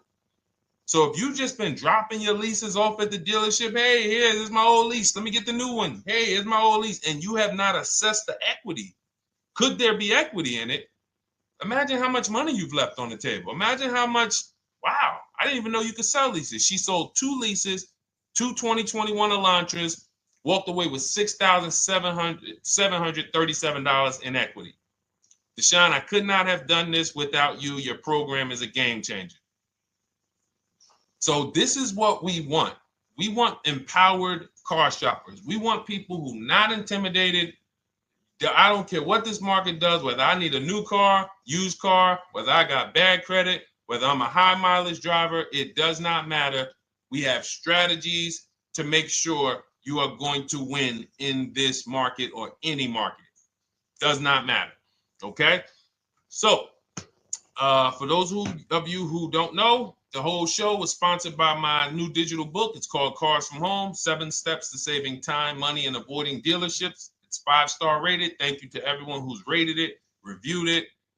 It has everything we teach in a step-by-step format. It's normally $97, but as part of our welcome offer, you can get yours for $24 in my TikTok bio, in my Instagram bio. Click that website. It's the carsfromhometoolkit.com.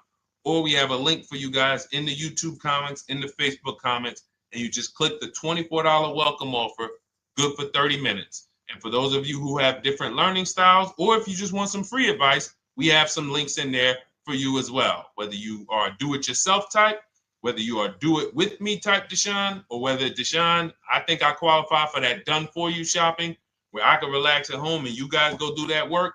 Or like I said, you want the free advice, just start with our cheat sheets and you can go from there.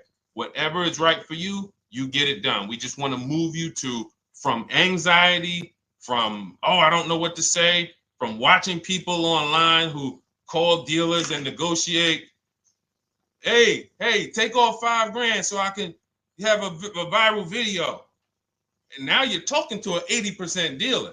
So the 80% dealer has the $5,000 to take off. So you look like, hey, yeah, see, I just got them to take off $5,000. We don't negotiate with dealers with fake fees. Like there's a saying, we don't negotiate with terrorists. Cars from home, we don't negotiate with dealers with fake fees. None of that stuff matters. Because what you want us to think is, look, see, I took off all of this money. Don't you want to buy the car now? But you took off the fake money.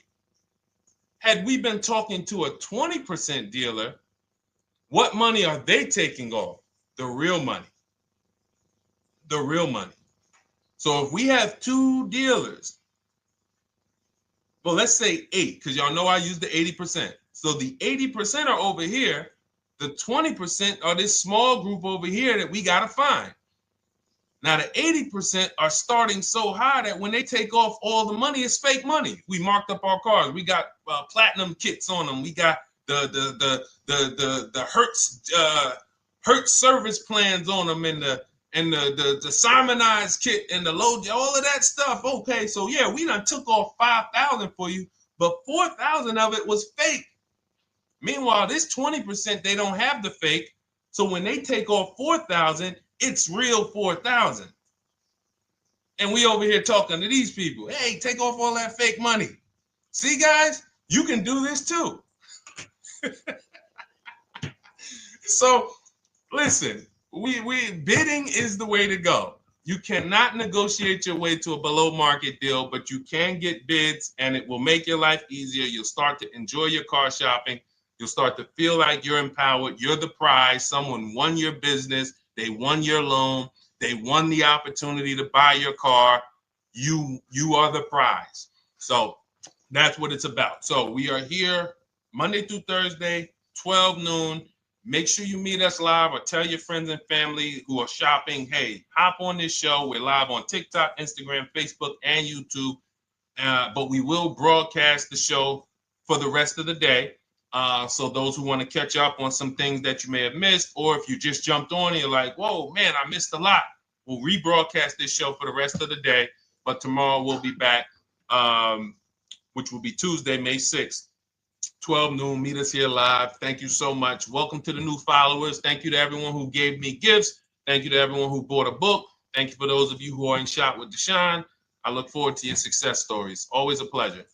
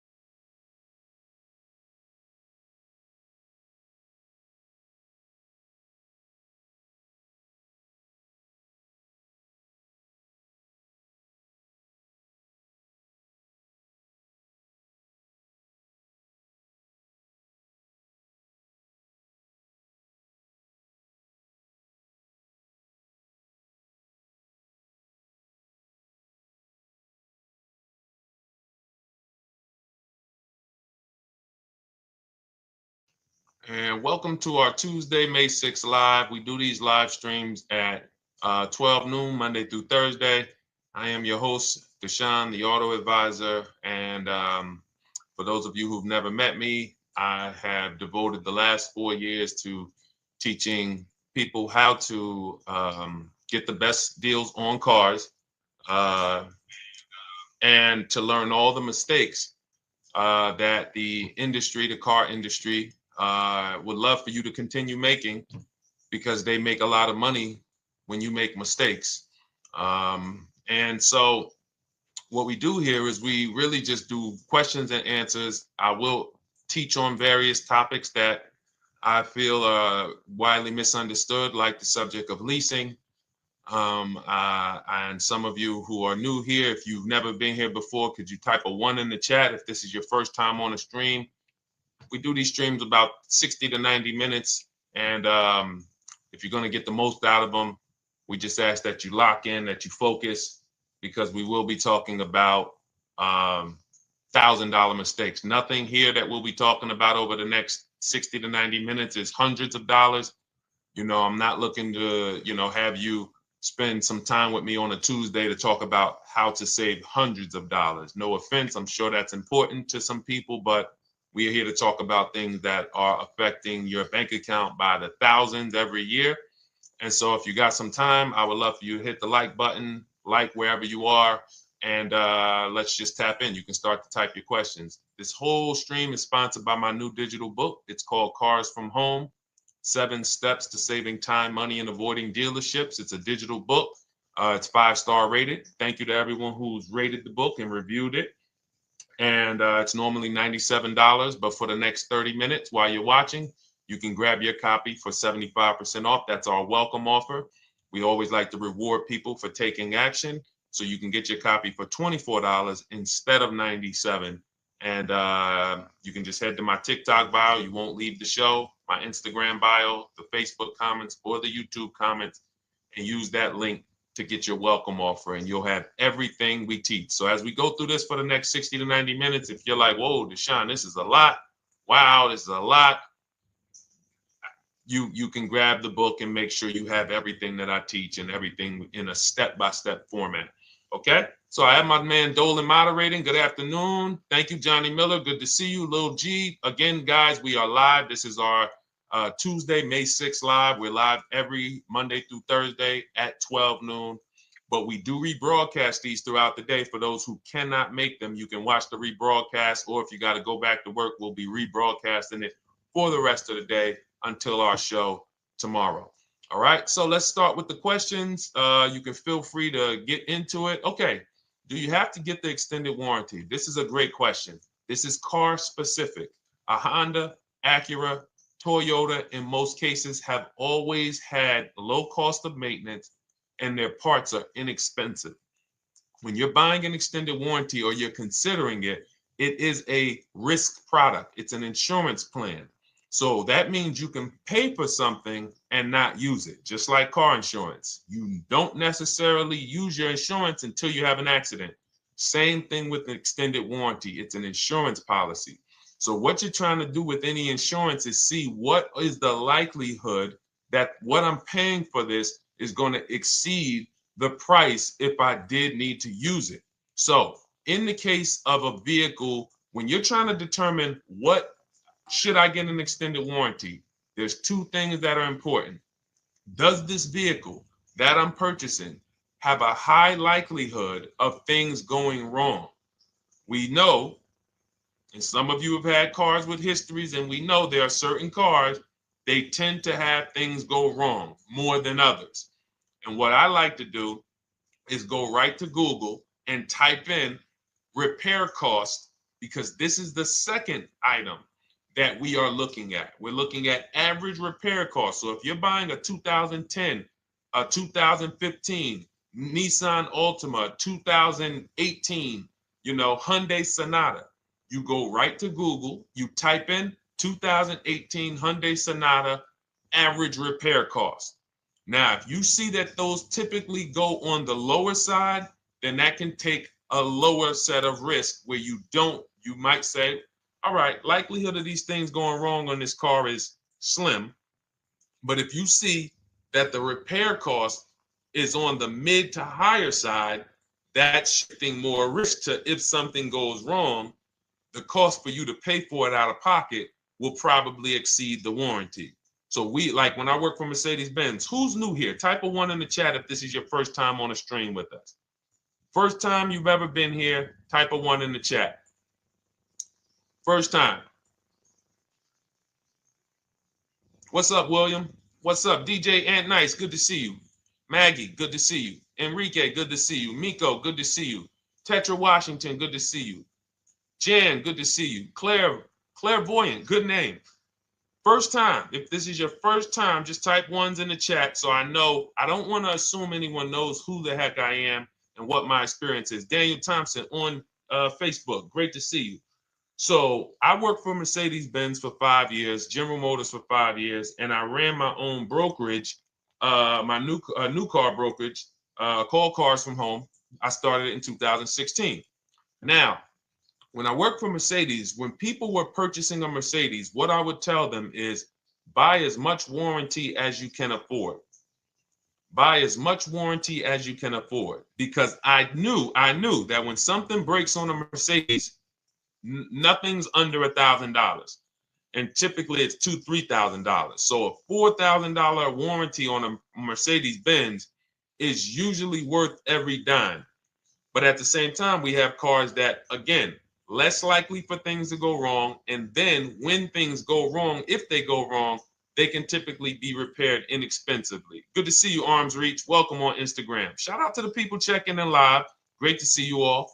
So that's how you're measuring extended warranties. You don't want to get an extended warranty on a vehicle that has a low cost of repair and a low likelihood of things going wrong. You can then take your money, put a little bit to the side, have a little emergency fund, that same $3,500 that you would have put into the warranty, or $2,500, you put that to the side over the course of a year, 2 years, put $100 a month to the side, and then have that be your cushion just in case things go wrong. It's better for you to have that money in your bank account, and if things go wrong, you take it to your mechanic. You must have a local mechanic. You guys know I swear by local mechanics on cars that don't have warranties. Even if you have a Mercedes-Benz, a BMW, an Audi, something that is typically harder to work on and takes more of a specialized engineer, there are still plenty of places that have those. I mean, there's shops where they used to be Mercedes-Benz techs. Now they have their own shops. This is who you want, because their cost, their labor is going to be probably 1/3 of what a dealership is going to be. So these are the resources that, again, keep more money in our pocket while getting us the same level of service and experience. Okay, great question. Welcome, Uncle Nene. Good to see you. Uncle Nene. All right, listen. Nicole, good to see you. All right, Dolan, you can pull up the next question. Feel free to start typing your questions. And as we get more questions in, we'll try to get to all of them. You guys know we're not always able to, but we do try to get to all of them. How do I shop around for the best lease deal without affecting my credit? Well, first of all, you're talking to someone who's, just so you know, I've taught thousands of people to lease. I've gotten 7 leases. Now, when we look at what we are doing with a lease, first, we have to consider how we want the information presented to us. We are not letting dealers tell us how they're going to quote us. We are telling the dealers how to quote us. So we are going to have all our quotes. Thank you to everybody hitting the like button. I see you. I appreciate you. And shout out to the sharers. As I see people who share, I always like to give the shout outs to the people who share this broadcast with their friends and their family. And thank you to everyone who's giving gifts on TikTok and Instagram. Appreciate you all. So what we are doing when we're telling a dealership, you give us a quote with first month's payment only out of pocket, 12,000 miles per year, and put all the taxes and fees into the payment, assume tier 1. So we are presenting it now in my book and in my Shop with Deshone programs, my video checklist. I have all the templates. If you're going to do this yourself, you just need to remember how you're presenting this. You can call around to dealerships, because there's 2 ways to do this. Shopping from home. Cars from Home is about showing you guys, and I'm going to be showing you guys a ton of payments. And listen, I don't want you to feel bad, because some of you are going to see that you've left a lot of money on the table. Part of what I have to do here, and I've been doing it for 3-4 years now, is I have to tell you the bad news. For 3 years, I did a masterclass called Everything You're Doing Wrong Buying, Selling, and Leasing Cars. We put probably over 15,000 people through that masterclass. But those were people who were willing to hear the bad news They knew, Deshone, I got to hear the bad news to get to the good news. So as I show the difference in the prices that we get and the people who listen to me get, more than, forget about me, the people who are like you, the people who are on a live, saw a video, and then took action and learned and use our processes, the results they get compared to what you're getting. You're going to see, wow, they're saving $3, $5, $7, $10,000 more than me every single car. And so the Cars from Home system is about bidding. It's about turning your car purchase into a bid. You're no longer begging. You're no longer going into a dealership and begging one dealer to sell you a car, and then you go to another dealer and beg them, sell me this car, please take my money, please take my money. Meanwhile, you're not seeing the entire market and the people who would compete to get your business and gladly give you the service that you deserve by giving them a $30 to $50 to $100,000 transaction, which is what your car purchase is. So now so the big thing to understand right off the top is, now I need to learn this bidding. I need to learn to get multiple offers. So you can do this by phone. You want to do this by phone, you can call around, but you must give them that information in order for you to compare the deals the right way. Lynette, good to see you. Christina, good to see you. Melvin, good to see you checking in. Rudolph, I see you. Once you actually give them that information, 12,000 miles per year, first month's payment only, due at signing, taxes and fees in the payment, assume tier one. I want the tier one offer. Even if you think I not qualify. Now, if you got a credit score above 670, all your FICO scores, most of you will qualify for most tier one leases. So you want to see, what does this look like as I get my offers? Once you get your offers in this format, you can use the 1% rule as the gauge.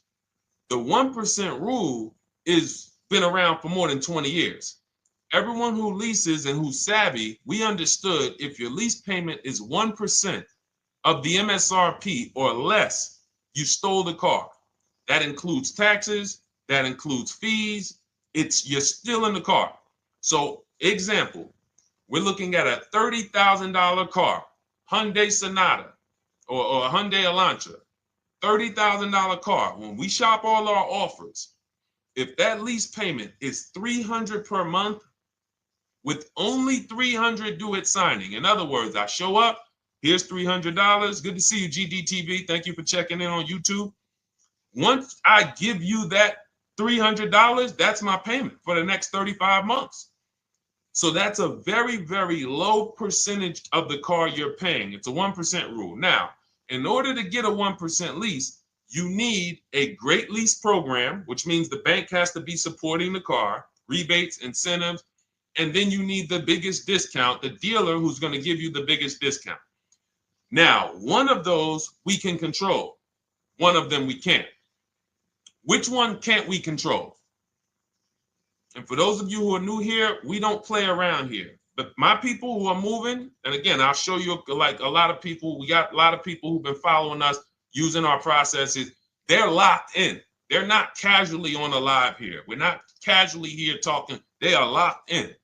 Like, boom, okay, I hear you. They're answering, they're typing, they're not, vacuuming in the kitchen and trying to hear. You can't do. We're talking about your second most expensive purchase of your life. It's going to be, you got to lock in. You got to challenge yourself to block out the distractions while we're on this stream, because this is your money. And if you don't take your money seriously, the car salesman will take your money seriously. Oh, I like that. Praise the Lord. God is good. You don't take your money seriously, the car salesman will take your money seriously. Man. So, all right, now somebody remind me the question I asked. I got so happy about that little catchphrase that I forgot who we were. So I know we were discussing, okay, we're talking about the 1% rule. So now, one of the things we can't control is the bank. We don't know what the lease payment, what the lease program is on a car. So when we shop cars, we are going to now look at multiple offers, and here's what you're going to see. Now, I'm going to show you an example of how we know or how we expose where the dealers are concerning pricing. Now, you can't see this on TikTok, but on YouTube, Instagram, Facebook, you guys can see this. I'm going to tell you guys about it. YouTube just doesn't let us do the same type of stream. But this is a particular Infiniti that we shop for. We have offers ranging, this is a $61,000 vehicle. We have offers ranging from $680 per month, which is a 1.1% lease. So a $61,000 car, $680 per month, that's 1.1%. We divide the monthly payment into the MSRP. Now, we can see here that there are some offers already from dealers that are almost $900, $889 per month. $889 per month, $873 per month. So now when we look and we say, whoa, how can we have two, like we have all these dealers have the exact same car, yet one of them is $200 per month higher than another dealer. Exactly. We call them the 80%. The 80%, even after back and forth, even after, hey, we'll take off some money. All right, we'll drop the payment $50 a month. Their offer is still so high. It's a horrible deal. Now, why would they offer this? And this is consistent. So I don't want y'all thinking, well, the dealers that I walk into, they're different, Deshone. They take off more money. It does not matter what you think. If you don't have the market reports, if you don't know how to get multiple offers so that you can see, we do this all around the country. We have students all around the country in Cars from Home. We have people we shop for. We have over 13,000 books sold now. Like, we have lots of data to prove this. 80% of dealers are going to be overpriced. This is another particular deal on a Toyota, a market report. And you guys can see that the out-the-door prices here, list price, $32,000. Out the door price with taxes and fees, $38,000. That means that dealer is charging all types of fees on top of their price. The $39,000 MSRP. Look at line number 3. $39,000. Out the door price is $41,000. We can see $39,000 out the door includes taxes, includes all the fees. So we can see that these out the door prices in the left, in the right column, are way higher than the MSRP, $35,798. Out the door price is $39,700. But look at the green. Look at the green. This is what we call, we found the dealer at this time who wanted to win the bid. They wanted to win the bid. They needed the car sold. This is a rotation. We don't say to them, wow, they won the bid one time, so they must win the bid all the time. No dealer can win the bid all the time, or they'll be out of business. But in this particular case, at this particular time, for this particular client, this dealer said, we're going to sell this car for that's $35,500, and out the door with taxes and all the fees, $34,994. That is a over $4,000 discount off this vehicle. When all the other dealers are, not only are they not giving you a discount, they're charging over list. And they might come and say, all right, we'll take off $500. We'll take off $1,000. We'll take off $1,500. They might start so high with you guys that you think, wow, they started up here and I talked them down. They took off $3,000 from me, but they already were $3,000 in fake fees, protection plans, and all of this padding, dealer adjustments, which is fake fees. So whenever they say, because the dealer gets a minimum of a 6% profit margin, from list to invoice, we have profit. From invoice to holdback to triple net, we have money. That's all the profit margin. On top of that, when we add a dealer adjustment, what we're saying is we're going to sell this car to someone who does not have the skills to find our competition. And they're going to come in, and if we got to take off $2,000 to make them think they won, this is what we're going to do. But what we do here, what people like Brian is going to do, look, just finalize my first ever lease using your system, 2025 Honda HRV, $30,000 vehicle, $395 a month payment. no money down. His initial quote was $434. He ended up using our calculator, which we have in our book and in our program. If we put all our offers into that calculator, it tells us what to counter.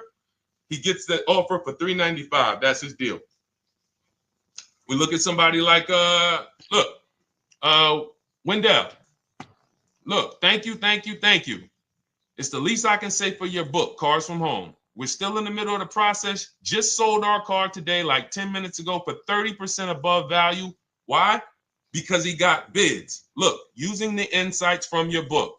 I've read the book multiple times and told many people about it because it's that good. It's so intuitive and insightful. We'll be moving to the next step soon, and I'll write again. So now you heard him say we're moving to the next step soon. Step 2 in my book is the equity assessment. That's when we get bids for the car we have. We get bids. You're going to go to, listen, you should never be trading your cars in. Let me ask you all a question. Do we get the most money for you name me one thing that we get the most money for that thing trading it. Name me one thing. If I had this iPhone, do I get more money trading that iPhone in for another phone, or do I get more money listing it online and selling it to whoever will pay the most? Trading or selling? Let's go. Who's locked in? Tax advantages are very small. I understand you, Ronald, but the tax advantages, we have people that are selling their cars to cash buyers for $3 to $5 grand more than what they can get on trade. A tax value, a tax advantage for the difference is not, it's minimal. Exactly. Thank you, King Carter. You listed.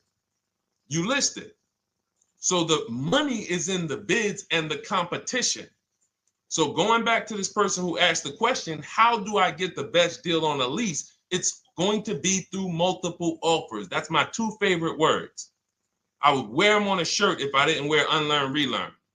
Because more than multiple offers, I need you to unlearn. Because the people who come with bad information from years, Deshone, this is not how my uncle taught me to buy cars. Deshone, this is not how I ever heard about getting cars. I was always taught just go in and just don't tell them about your trade and then ask to see the invoice and all of this stuff. That's what I was taught. Yeah, but you're not going to get the prices we're getting until you unlearn all of that bad information. Bidding is how we buy everything. When we go into the supermarket to get spaghetti sauce, all of those companies are bidding. They're bidding. Hey, listen, we'll sell you this for $3.99. Hey, we'll sell you this for $5.29. But we got a better product. We got quality. Look at us. Look, it's all bids. Everyone who wants to sell us something is competing, except car dealers. Y'all notice that? So the mindset that y'all got to have if y'all want to really win and save all of this money and get these huge discounts is I'm going to start purchasing and leasing cars like I buy other things. It's going to be a competition. And I promise you, your whole life is going to change. Your entire car buying experience will change forever. You will be sitting here just like my man Ken, graduated, $585 a month payment, no money down on his Nissan Murano Platinum, $50,000 vehicle. He's paying $585, no money down. $50,000 vehicle. How much would a $50,000 vehicle cost us on a loan if he purchased it? How much would a $50,000? Some of you know every $5,000 is how much per month. Let me see who's locked in. Who's locked in? Every $5,000 is how much per month on a loan. I see you, Daniel Thompson. Check in. Good to see you, Dane. Thank you for breaking it down with complete truth. Keeping eyes wide open to know what to exactly expect. There you go, Dane. Welcome. Glad to have you here. We do not play around when it comes to this. All I want you doing is winning with cars, in love with your deals every time you get a car. All right, nobody knows the 5,000. How much is every $5,000 on a car payment? Come on, y'all. These are principles we've been teaching. Thank you, Daniel. $100. Thank you. $100. So we always want to default to a 5-year loan. I'm going to tell you why. when you default to a 5-year loan, you're in a safe position. Now, defaulting to a 5-year loan means when I look at a $20,000 car, I'm thinking $400 per month. 5-year loan, every $5,000 is $100 per month. If worst case scenario, I'm trying to get a little bit more car, then I'll go to a 6-year loan, but that's the max. I'm not going past a 6-year loan on a car.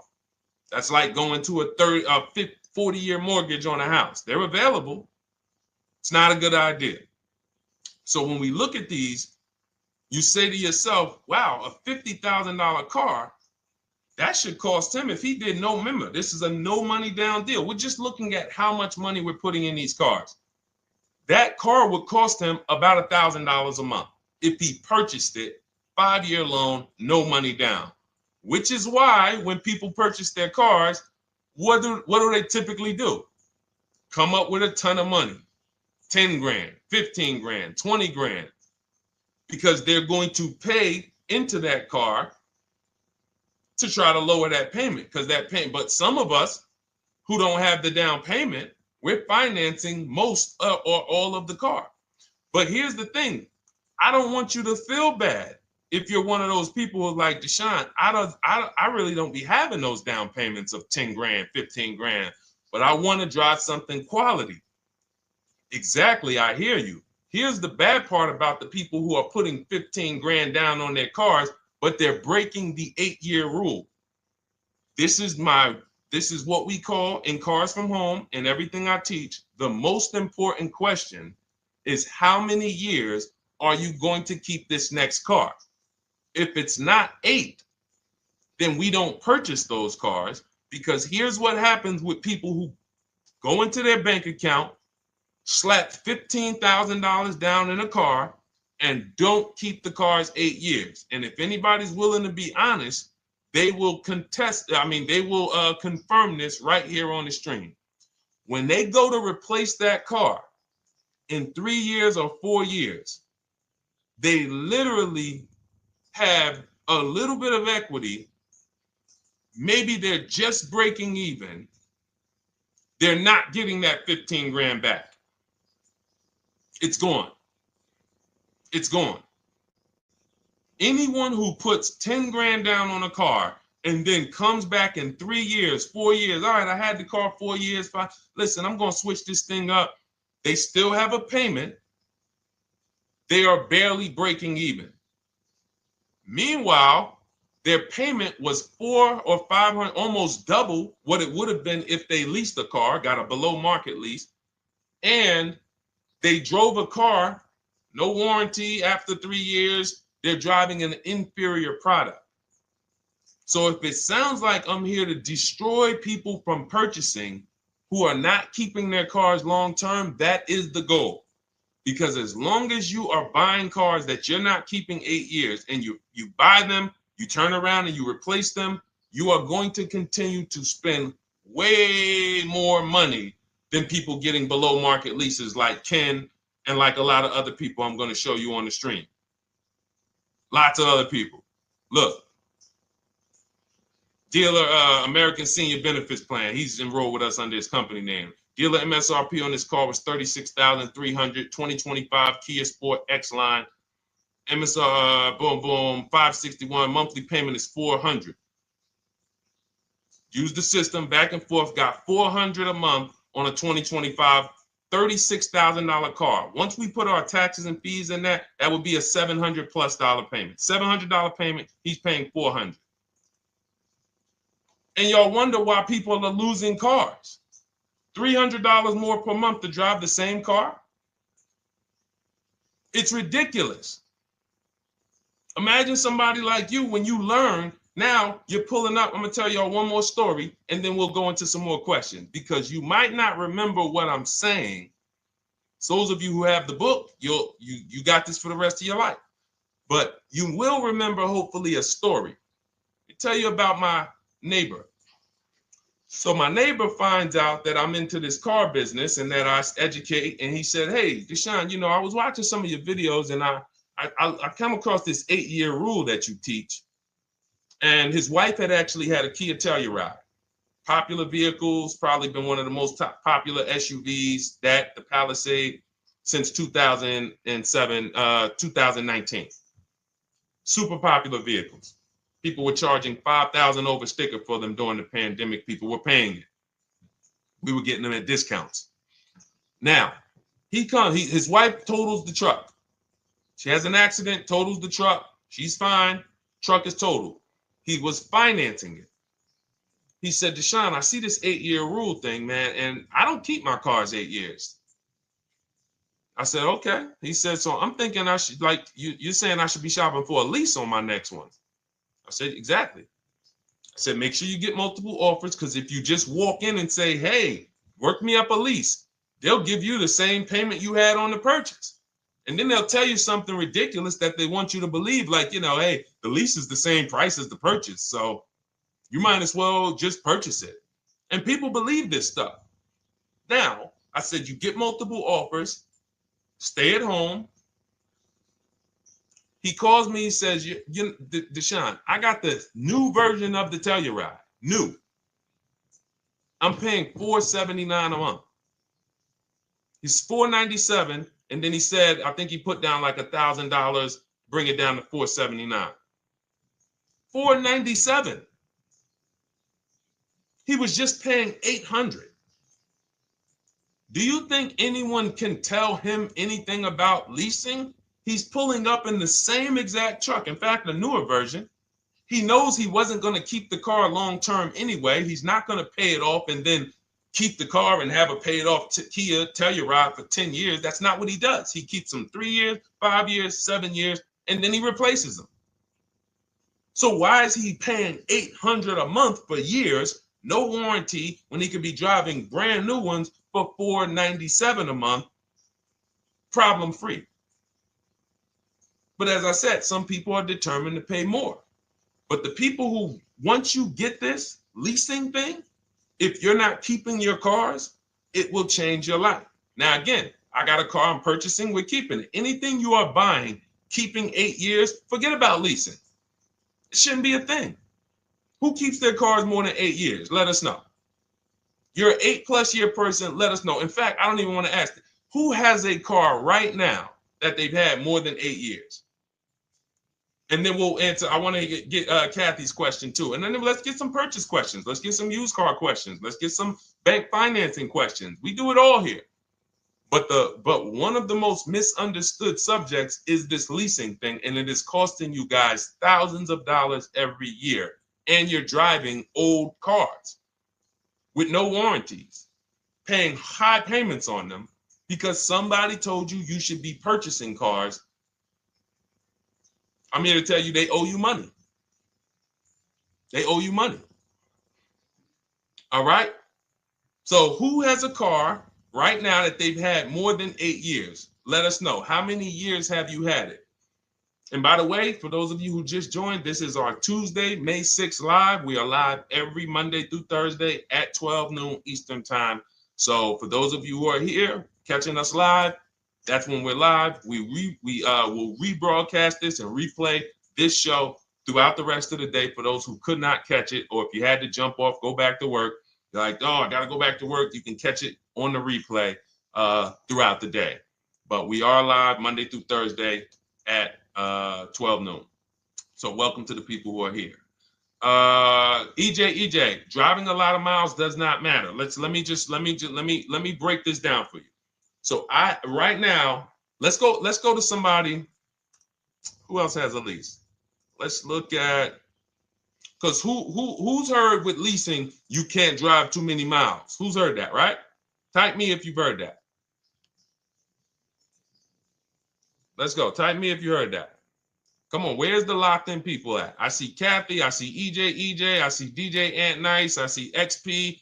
All right, I see Mr. Slim. Welcome to the community. I see Rhonda.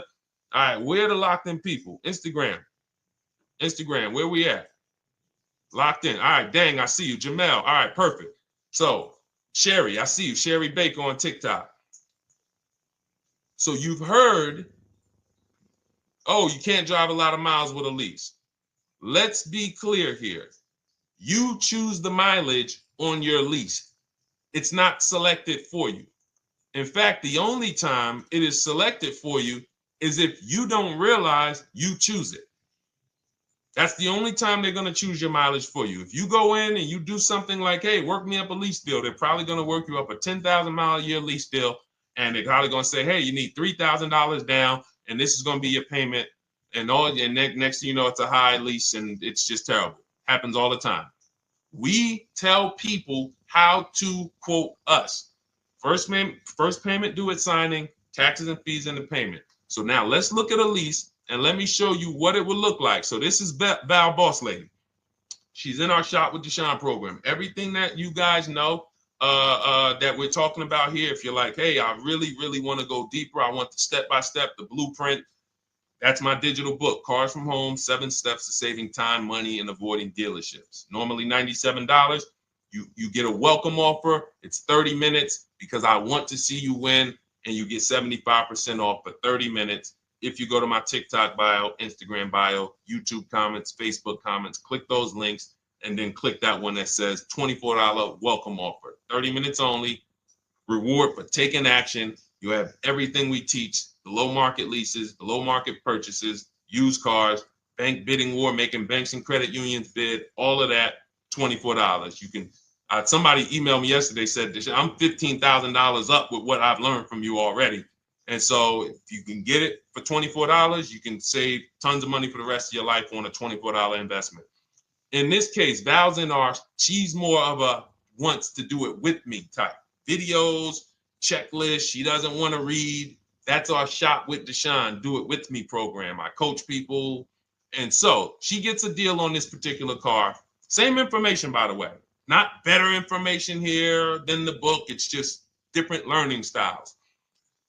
So she gets a $51,000 electric vehicle, 2025, beautiful vehicle. She's paying 1.16.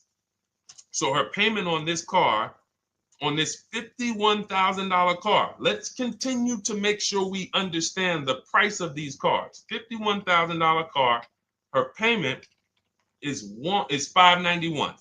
No money down. Now, some of you might say, wow, if I got $591, I'd probably put like $3,000 down, bring it down to $499. You could do that. That's how we can do. We can do that because she already got an incredible deal. Then we're just determining how we want to structure our payment. And thank you for everybody sending me gifts. I appreciate you. Thank you for all the badges. I don't take it for granted. And thank you for everyone who's hit the like button. Those of you who are double tapping the screen. Every time you hit something on TikTok, you like it, you double tap the screen, you keep running those likes up. We appreciate you.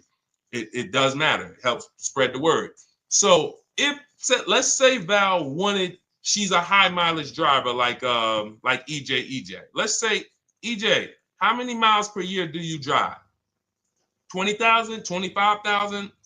Let us know. I'm gonna show you why. In my book, I have 2 strategies for high mileage drivers. I'll tell it to you guys right now. How many miles a year do you drive, EJ? 25,000, 20,000? Those are both high. Let us know. Or if anybody, else, because, anybody else who's a high mileage driver, let us know. How many miles? 26. All right. Thank you, EJ. So let's just round that to 25 for now. Let's just round that to 25. So let's say instead of her $591 payment for a $51,000 car, now you could shop for a $30,000 car and you can have a 1% payment. If it was, a similar deal, you'd be paying $300 a month. In her case, she has a $51,000 car. She probably wanted a nice SUV that looks beautiful, that some other people are paying $1,000 a month for. She's paying $591. But if she wanted to bump it up to 15,000 miles a year, she'd be paying another $30 more per month. She'd be paying $620. Now, if she wanted to bump it up to 20,000 miles per year, she'd be paying probably another $80-90 per month. So she'd probably be paying $700 to drive 20,000 miles per year. Now, let me tell you guys, because some of you guys who are like, yo, man, those payments are high. We're talking about $50,000 cars here. So if you were shopping for a $30,000 car or $35,000 car, naturally, if we took the same exact numbers, let's take a $35,000 car, 1.16 lease. That's a 406 payment, probably $399. So now, in order to go, and let's say you're a high mileage driver, just like EJ, you want to add another 15,000 miles to your lease. You're probably going from 400 to 550 or 575. But you have all the mileage you need. And here's the beautiful thing about that. If I'm paying $175 more per month, but I get all the mileage I want, and when I drop this thing off, I get a new one, I don't have to worry about negative equity, and I put no money down. That is way better than what most people are doing out here, what everyone's doing. Because I'm gonna tell you what most high mileage drivers do who don't put money down. They will go in, buy a car, take a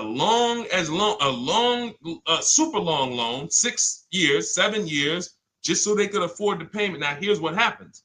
They drive the car, they put 25,000 miles a year on it. They come back in 3 years or 4 years, and they say, wow, I got 100,000 miles on this thing already. Let me go and swap out the car. What situation are they in at that point, guys? You put 100, you got a 6-year loan, average loan. You drove 25,000 miles per year. You put 100,000 miles on the car in 4 years. You come back, you still have 2 years of payments left. 15 grand negative equity. I used to see it all the time. Thank you, I am rich. Locked in on Instagram. I see you. Locked in. See it all the time. Every car salesman who has dealt with a normal 25,000 mile high mileage driver that does not keep their cars sees it all the time. They come in, yo, man, what you do for a living? Man, yeah, I do DoorDash, I do Uber. Oh man, I work in sales. You know, I'm on the road a lot. You know, I'm here. You know, all right, I want to replace this thing. I got like 110,000 on it. Okay, you still got a loan on it? Yeah. All right, we already know you got negative equity. Then we appraise the car. All right, the car's worth like 7,000. How much you owe? Man, you owe 19,000. All right, well, what can I do? Can you get me into something? Roll that loss all the way over. On top of that, you finance the car, so your payment is high. You finance the whole car, so you're paying a high payment compared to if you had leased, just literally shop for your leases, added your miles to the lease that you needed. You're paying $175 more per month. You got a brand new car. And I'm going to tell you, I did not make this up. I learned this from someone. A lot of what I'm teaching you, I learned from my clients when I was in the dealership. This guy, I worked at Hyundai for six weeks. Man, this dealership, the owners got indicted. I got out of there. Way before the owner got indicted. It just had straight up highway vibes, like the worst you could ever imagine. As I was in there for 6 weeks, I was a manager. I enjoyed being a manager. We did a lot of deals in my department in 6 weeks. But I said, I am out of this place. Anyway. But I learned something very valuable there. We had a client a customer was returning his lease on his Hyundai Sonata. Guy comes and I'm grounding the lease. I'm doing the paperwork for him. He has 72,000 miles on the car. 72,000 miles. I said, how the heck? I said, you lease this? He said, yeah, I always lease. That's all I do. He said, I used to buy my cars every single time I came. I had to put large down payments, 10 grand, and then I'm still having negative equity when I come to trade it in. I'm having high payments. It's ridiculous. I looked at his payment, and let's say the average payment for a good deal on a Sonata at that time was $300, $325, whatever it was. He was only paying like $550. He was only paying like $150, $175 more per month. He had a 25,000 mile a year lease. And that's what he did. I drive these cars. I'm on the road. Boom, boom, boom. I change my tires. I do my maintenance. 3 years. It's a fixed cost. There's no variable cost. I don't have any surprises. I'm not getting hit with a negative equity bill that I got to transfer, which means when I transfer my negative equity, I get less car on the next transaction. Because if I got to bring over 15 grand of negative equity, that's probably 300 a month that I'm paying for my old car when I get my new car. So if my new car was 400 a month, but my negative equity is another 300 a month, I'm getting less car for my money because now I got to take all those losses and bring them over to my new car. This is high mileage drivers and people who don't understand leasing. That's why you're losing so much money. And when you just flip the switch and realize Deshone is not talking to me emotionally, I am not talking to you about never do this, never do this, like these other people who say this, do this. This is how you buy a car. They never talk numbers. Y'all notice that? You notice that, right? You never hear them talk numbers. It's always never do this, always do this. This is the worst way to do this. This is the most expensive way to do this. This costs you the most money. They never talk numbers, though. That's why everything I do is to show you the numbers. Thousands of transactions since 2006 in the car business, helping people the last 4 years all around the country. This is the numbers that they might not understand. So if you're not keeping your car 8 years, it does not matter if you drive 20,000 miles a year, 25,000. You should be looking at a high mileage lease. Or my second strategy for high mileage drivers is this, because some of you want a nice car. This is for my people who you're like, man, Deshone, I'm on the road. I got my car that I do my work in. I kind of, slep it around. I don't really want to lease something and then put, that wear on it. I got stuff. I'm throwing bags in the back, whatever it may be. There's a strategy we created called 2 cars, 1 payment. And what will happen is your first car will be a purchase. And if you have an existing car, you're going to keep that. So let's say you have a car now, you're driving a lot of miles, you're doing your 25,000 miles a year. You pay that car off. You keep that car, and then you go and you lease you something nice, regular mileage. So you might get a 12,000 mile a year lease, and then you drive 12,000 in your mileage car, 12,000 on your nice car. Because some people are like, I want a car that I could, when I need to go somewhere nice, this is what I want to drive. When I'm with my family, this is what I want to drive. But when I go to work 5 days a week, I'm going to drive my mileage car, 3 or 4 of those days, and then I'll take the lease maybe 1 of those days, and I'm splitting the mileage. You still have 1 payment. It's low. And then every couple years, you replace the mileage car or you replace the lease car, and depending on when the lease is up. But you want to keep that, and that mileage car should be something that will last. Ideally, something that you can get 200, 300,000 miles a year out of that car. Because that's what that car is there for. Man, I'm hopping in this thing, man. Oh, transmission went out at 170,000 miles. Go get you a rebuilt transmission. Boom, boom, drop it in there for $2 grand. Get another 80,000 miles out of that car, but you still got your lease car, and you're just splitting the mileage. Both of those are short-term strategies for high mileage drivers. That is not for long-term people. If you're a long-term person, I keep my cars 8+ years. Forget about leasing. You should just be finding the best deal, below market purchase, keep the car, something you can keep for 8+ years. You can put 30,000 miles a year on a car 8 years in a row. If you get the right car, and in 8 years, you got 240,000 miles, and then you replace it. Forget about leasing. This is only for you guys not keeping your cars 8 years. You're getting killed on depreciation. You're paying tons of money. This is you are the people who should be leasing. Okay? So everything we're talking about this is the Cars from Home system. We teach this. I'm not freestyling this. This is in my book, digital book, Cars from Home, 7 Steps to Saving Time, Money, and Avoiding Dealerships. We have two strategies for high mileage short-term drivers, 1 strategy for high mileage long-term drivers. And so if you want your copy, you can get it for 75% off. That's our welcome offer to you. As a 30 minutes. Welcome. Thanks for being here. I want to reward you. If you want everything we teach in a step-by-step way, go grab your digital copy. It's in my TikTok bio. It's in my Instagram bio. Click those links. We also got a link in the YouTube comments and the Facebook comments. Grab your copy and make sure as soon as you purchase, screenshot the thank you page. You're going to see thank you for your purchase. screenshot this page because it has my support team's email on there. And then there's a link for you to open the book right there. You can save it right to your computer or right to your phone. Okay, but and we also have a special for those of you who are like Deshone. What about that, video checklist and coaching program? That's lifetime access to my video checklist. You're like, maybe Deshone, I don't really read. I like step-by-step videos. And also, I want to be in your Facebook group. We have 1,600 people before you that are in that group, 2,300 people that are shopping with us that have a lifetime access to our video checklist. We have a $200 special for that welcome offer. And so I'm always about rewarding people for taking action with a special offer. It's limited time though, and so get in where you fit in. All right, let's keep it going. Thank you, Corey. Said amazing knowledge. Thank you. And I'm glad I saw somebody said that's a great idea with the 2 cars. Thank you.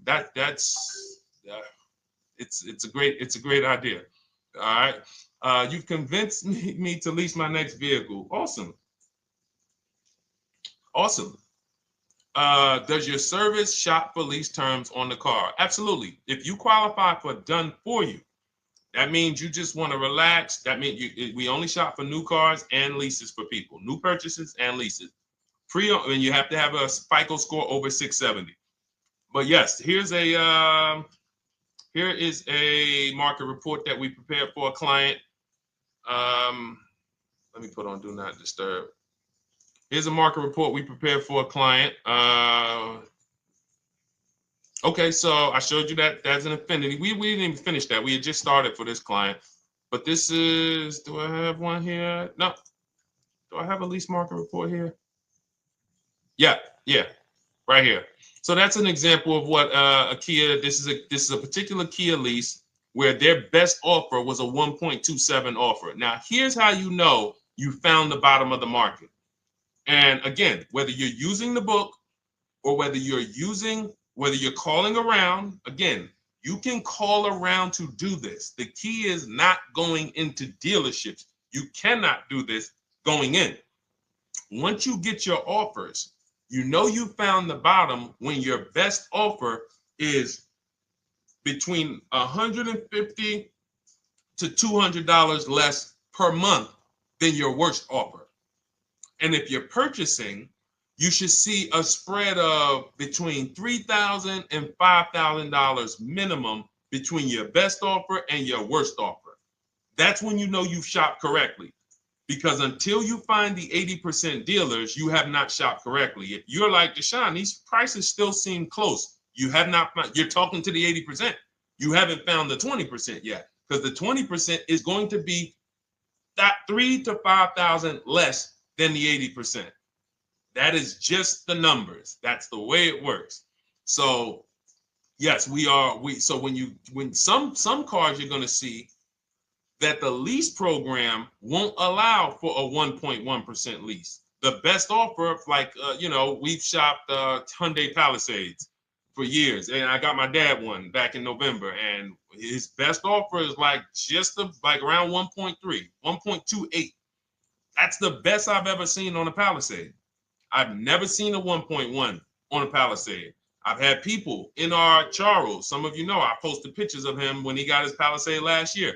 We clear out the old pictures because we got a bunch of new people with 2025. So we're not going to sit here and talk about 2024s anymore. We got Ken, we got Melissa, we got Sheree, we got a bunch of new people, just Ralph. We're not going to, but I do remember posting Charles who got his Palisade and he's like, he shopped, used the system, got his multiple offers. Best deal was 1.3. So that's where it comes in at because of the lease program. That dealer is already taken off to win the bid, probably taking off $5-6 grand. But if they don't have more rebates and more incentives and a better, then it's not going to lead to a 1% lease. So the 1% leases come from major incentives. Maybe sometimes they have too many of the vehicles. They want to move them. Lots of bank support. But what I tell you is you should be looking for between 1.25 and 1.5. That's how you should budget for a lease, between 1.25 and 1.5. That's a great deal. And if it has a really aggressive lease program, once you get your bids, you're going to see it fall under the 1.25. You see it fall into 1.1, 1.2. but we don't know what the lease program will be until after we shop for that vehicle. Okay? So yes, absolutely. It's an empowering way to shop. It's also fun because you can see, man, I'm not begging anymore. Like these people are like, please do business with me. Please do business with me. And then you start to feel bad for everybody who's still in those dealerships doing it the old way because they're talking to the 80%. There's no way they can win. They don't even know there is an 80% to realize that's who they're talking to. So when the dealer says, all right, I'll take off $4,000, they're like, wow, I won. Man, the dealer took off $4,000. But if they saw the whole market, they would understand that that dealer actually is overpriced by $7,000, $10,000. So taking off the $4,000 means nothing. It's just sad. It's a sad thing. And that's why I spend my time trying to convert you guys from negotiating one-to-one to getting multiple offers so that you can see for yourself. All right. Thank you, Julie, name Richardson. Thank you for sharing. XP got the number 2 gifted badge. Forgive me because I don't really know what that means, but I just know that's what it's saying. So I appreciate it. Thank you, Corey22. Sherry Baker, thank you so much. Number 1 gifted badge. All right, let's go to some more questions. We got some more questions. Dolan, I'm sure you got a lot of them. And what I'm going to do for the rest of the broadcast is just try to do rapid fire questions and answers. Okay. And if you guys want me to go deeper on any particular subject, then just feel free to say, hey, could you go deeper on that? How do you get a car loan with bad credit? Well, we have a resource. It's not our company. We have nothing to do with them. But we always try to stay up to speed on who's financing people with bad credit, because the goal is you don't want a dealer controlling your financing. Somebody just came up to me. He's a neighbor. He's like, aren't you in the car business? I said, well, yes and no. He's like, well, listen, I got a connected Acura. Anybody you send me, they get anybody approved, I'll give you $1,000. I said, okay, cool. Thanks for the information. For them to give me $1,000 just for sending the customer, and he's also a middleman, he's not a salesman, how much money are they making on the customers? If they're going to give me $1,000 just for sending someone with bad credit to them, how much are they making on the deal? Arms Reach, congratulations. Just got my book. You use it when, please send me your email testimonial. Well, as you use it, just as you do your equity assess, everything, email me. Congratulations. How much are they making? We can imagine, right? If they're giving me $1,000 just for bringing them the customer. So this is what happens when you let the dealership control the loan. Because why do we separate? All right, I'm gonna break something down I call the 3 pillars of great car deals. Three pillars. You can't get a great car deal without maximizing each pillar. And some of y'all that have been with us for 3 years, y'all already know the 3 pillars. First, who you buy your car from. Second, who you get your loan from. Third, who you sell your old car to. That's 3 separate transactions. The car business has trained you guys to give them all 3. All 3. The car business has trained you guys to give them 3 transactions. Anytime you purchase the car, who's done this? Be honest. Purchased the car from a dealership, sold them your old car, in which case you call it a trade, and they got you your loan.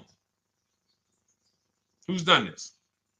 3 transactions in one.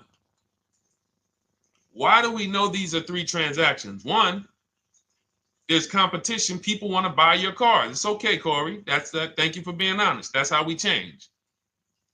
The reason why we know that these are 3 transactions because there's people who want to compete in every one of them. There are people who want to buy your car. That's why step 2 in our book, we never trade. We get offers from CarMax, Driveway, Carvana, AutoNation, Car Gurus, Kelly's Blue Book Instant Cash Offer. It's a bid. We just had someone sell their lease. Miss Hickman, she sold her lease, made $4,700 selling her lease. CarMax won the bid. Drove the car for 3 years, had equity. She dropped her lease off. They gave her $4,700. Won the bid. That's one pillar. Second, who I'm going to get my loan from if I'm getting a loan. Those of you who are paying cash or leasing, this is not a pillar. But we need to bid out our loan.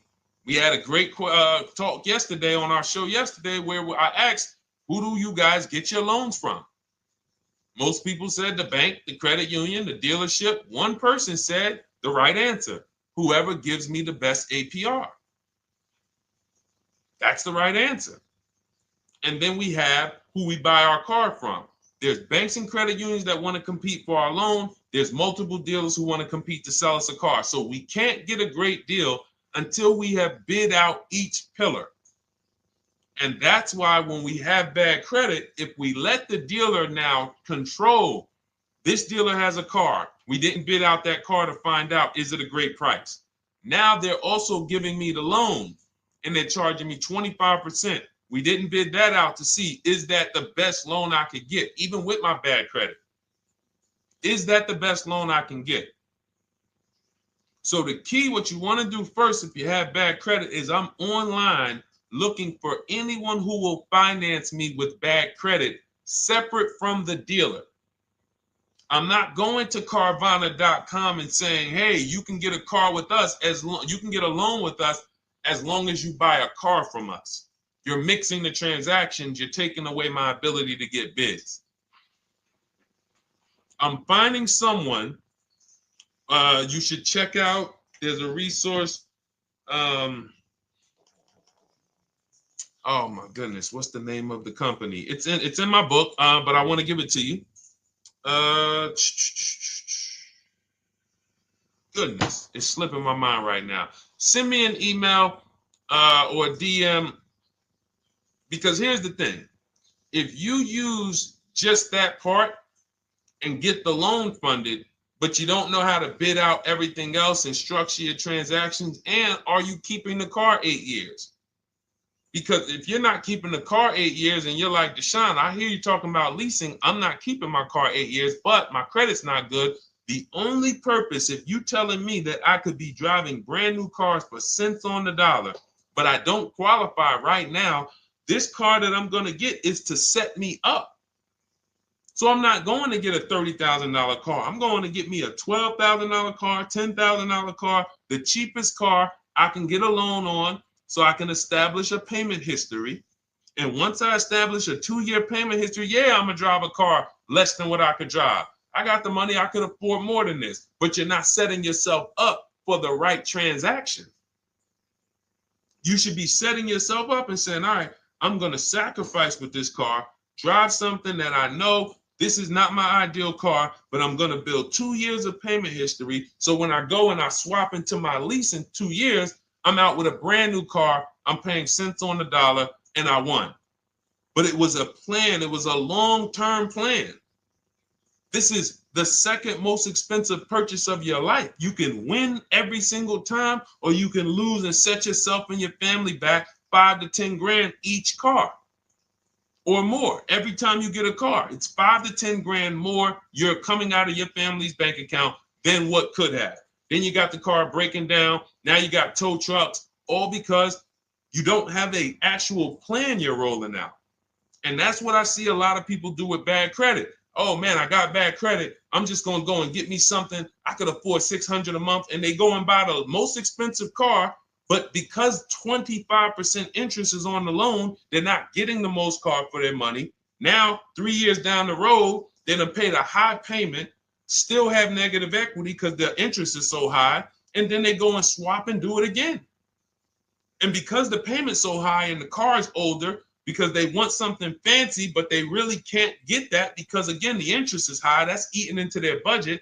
Now they're going 3 years down the road. They missed 3 payments. They were late 3 times, so they're no closer to leasing. Credit's still bad. This is disaster. So if you're a long-term person, I break it down for you guys into two groups of people: long-term, short-term. Long-term high mileage driver, short-term high mileage driver, different plan. Long-term bad credit person, short-term bad credit person, different plan. If I'm a long-term person with bad credit, here's what I'm doing: finding the absolute best car I could find, getting bids, either new cars or used cars. We got the strategies for both. You can use the marketplaces, cars.com, Car Auto Trader. We got a whole strategy for how we find used cars, but you find that car, you pay your loan of 20%, 19%, 18%, if that's the best you can get. Because here's what you're going to do. In 2 years, you're not swapping into a lease. In 2 years, you've established a payment history, you fixed your credit, and now what are we going to do? You got a quality car. You're not thinking about trading it. You're not thinking about replacing it. You're like, man, this is my car. It's a great car. I'm just paying daggone 20% interest. What do I do now after 2 years? Now that my credit is good because I got a quality car, dependable car, I'm focused on fixing my credit over 2 years. What am I going to do after 2 years? Anybody?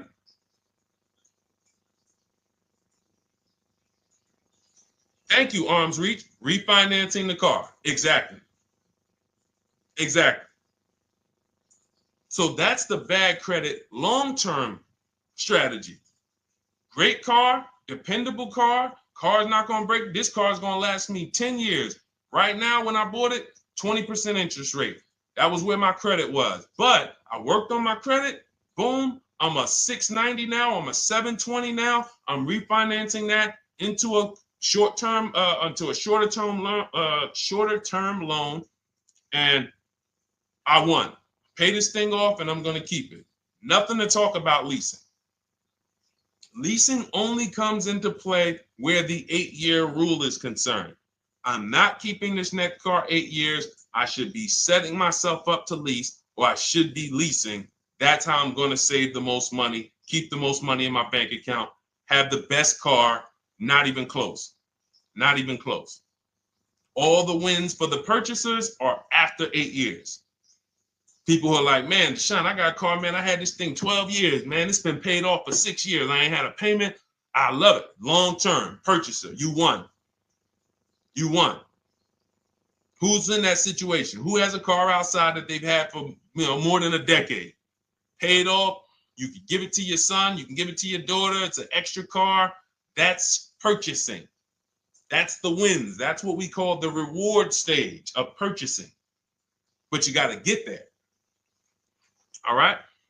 All right, let's go. A lot more questions. We got probably another 20 minutes we'll stay on, so let's keep it moving.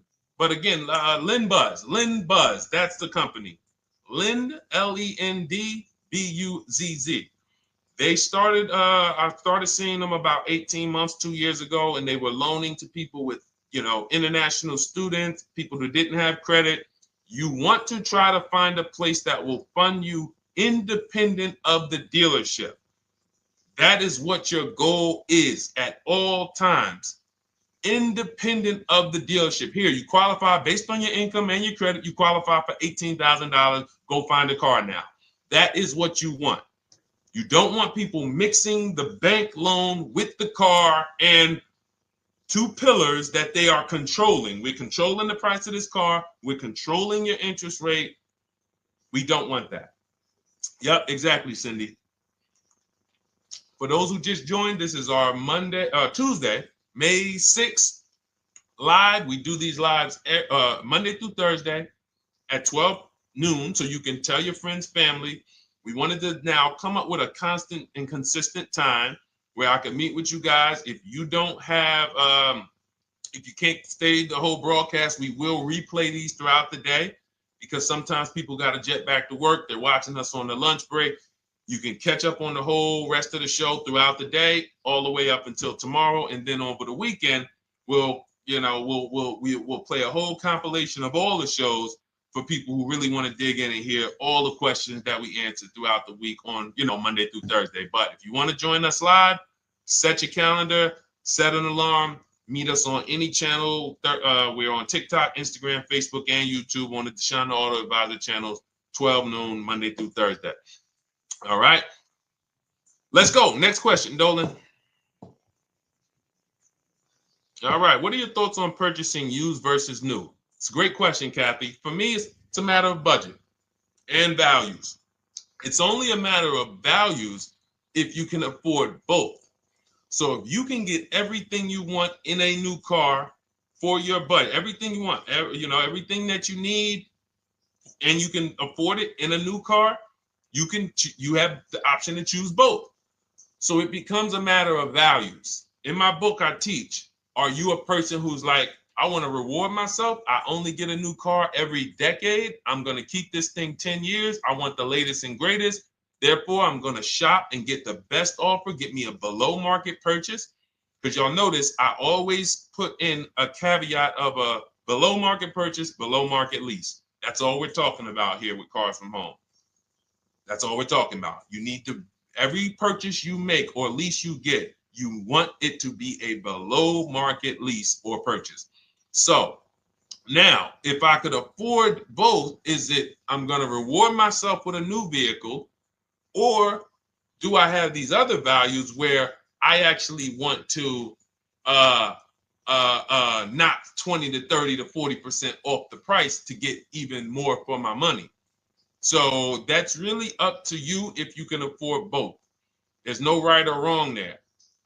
It's a matter of, like I said, the values. Now, some of you once you look at your budget, I have a tool in my book and in our video checklist, the coaching program called the Perfect Budget Calculator. We invented this. So it's not on Google. You'll hear a lot of the stuff, almost nothing we teach. You're like, if you ever go to look for it, the 8-year rule. No one talks about it. We created it. This is our intellectual property that we created to teach you guys to create these boundaries, the rule of 72 and the 10th birthday, 1.5% rule for overpaying for leases. These are all things that are absolutely proprietary to Cars from Home. But one of them is this Perfect Budget Calculator. Sometimes when we're factoring budgets with most calculators, they don't include fees that we know dealers have. And I'm talking about legitimate fees, tax, documentation fee, motor vehicles. So we're putting our budgets together, but we always get caught out there. Who's had that happen? You got it all figured out. You get to the dealership, you bought the car, and they're like, well, what are you going to do with the fees? Because you got $3,000 in taxes and fees. And you're like, whoa, where'd that come from? Sometimes they're lying and sometimes it's legit. But none of these calculators factor in the fees and everything like that. So we created this Perfect Budget Calculator that does. But here's the thing. Once you find out what your budget is, even if you're budgeting with a normal calculator, just add a couple thousand to account for the taxes and the fees. But you might see, I can't get everything I want in a new car for this budget. Everything I need, I can't get for this $24,000, in which case I need to go and look for a pre-owned one. So that's why I said, in reference to your question, Kathy, what are my thoughts on purchasing used versus new? It's a matter of values and budget. Budget first, because budget will determine if you can afford both and get what you want. But if you can afford both and get what you want, then it's a matter of values. Okay? So again, everything we're going over is in my new digital book. It's called Cars from Home, 7 Steps to Saving Time, Money, and Avoiding Dealerships. It's 5-star rated. Thank you to everybody who has taken the time to rate it and review it on Goodreads.com. It means a lot. And we can't continue to get this information out without you guys. So we appreciate you.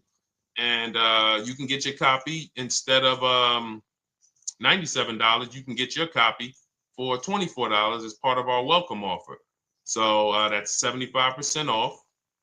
If you go to my link in my TikTok bio, Instagram bio, the YouTube comments, and the Facebook comments, we have a link there for you guys. And you can grab it. It's a digital book, so you don't even have to wait. It'll be in your inbox by the time you jump off the stream. But make sure when you get it, you screenshot that thank you page, because it has my support team's email. Sometimes you may be rushing, you're trying to get back to the stream and you type your email in wrong. Also, as soon as you purchase, the link to open the book is right there. So it'll say open the book below. You can save it to your computer. but I would rather you get it for $24 than $97. Although we've sold a lot at $97 because people feel it's worth every dime. You're going to save thousands and thousands of dollars for the rest of your life using what's in the book. Your first transaction, you probably save $4,000 to $6,000 to $8,000 depending on the car. So $97 is great, but $24 is even better. All right. And for those of you who have a different learning style, you'll see in there, shop with Deshone. You're more of a do it with you person. Do it with me, Deshone. Okay. We have lifetime access to shop with Deshone, and I coach you personally for 6 months. So we jump on Zoom calls twice a month. And some of you who may qualify for done for you, just do it for me. If you qualify for that, we have a welcome special for that too of $300 off. So get in where you fit. And those of you who are new or you're like, Deshone, I like what you're talking about, but I still don't trust you. You can start with our free cheat sheets. So just start somewhere so that you can start to reinvent how you're car shopping. Magley, how are you?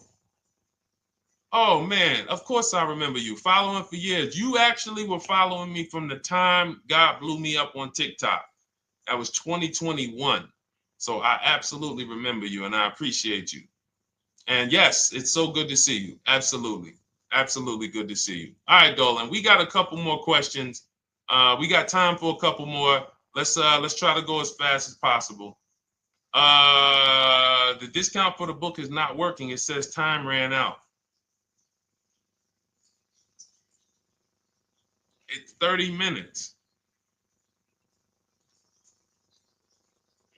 I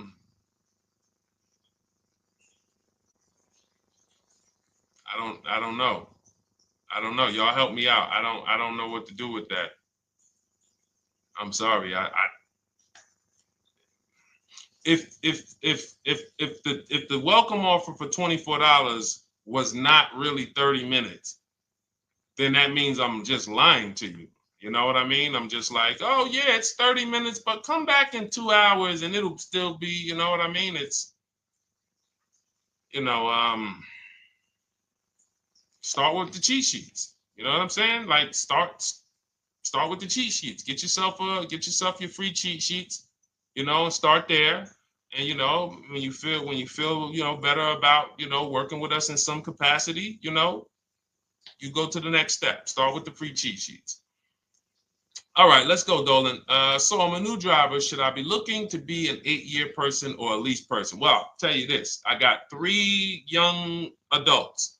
2 my daughter, my daughter who's 18, my niece who's 20, and then a young man that I, basically like a son to me who's in the Navy and he's 21. Well, he'll be 21 this year. So he's 20. Now, they all called me in the last 3 months because my daughter's getting her license. My daughter didn't call me. She's getting her license in the next, in June. And we've all talked about this. How should I get this car? Now, my situation when I was 22, I'd already bought a $500 Mitsubishi Eclipse. Transmission went out on me probably after 6 months.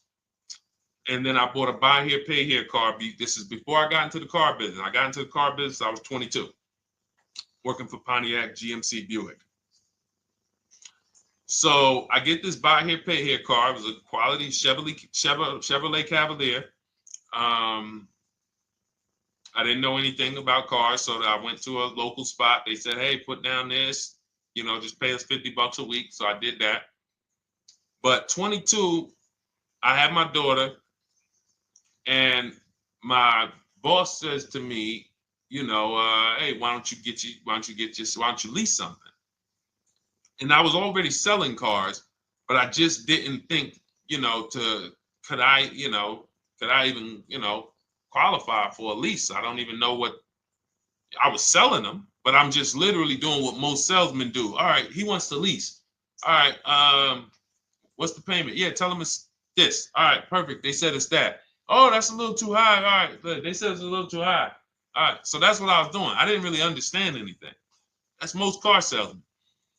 So I end up getting a Pontiac G6. I'm 22. I paid $256 a month. Now, it would have been less, but I didn't get a tier 1 approval because I didn't have, I think my credit was like mid sixes at that point. And you know, you really want to be over 670 to get most of the tier 1 approvals. But it would only raise my payment maybe 25 bucks. Wasn't a lot.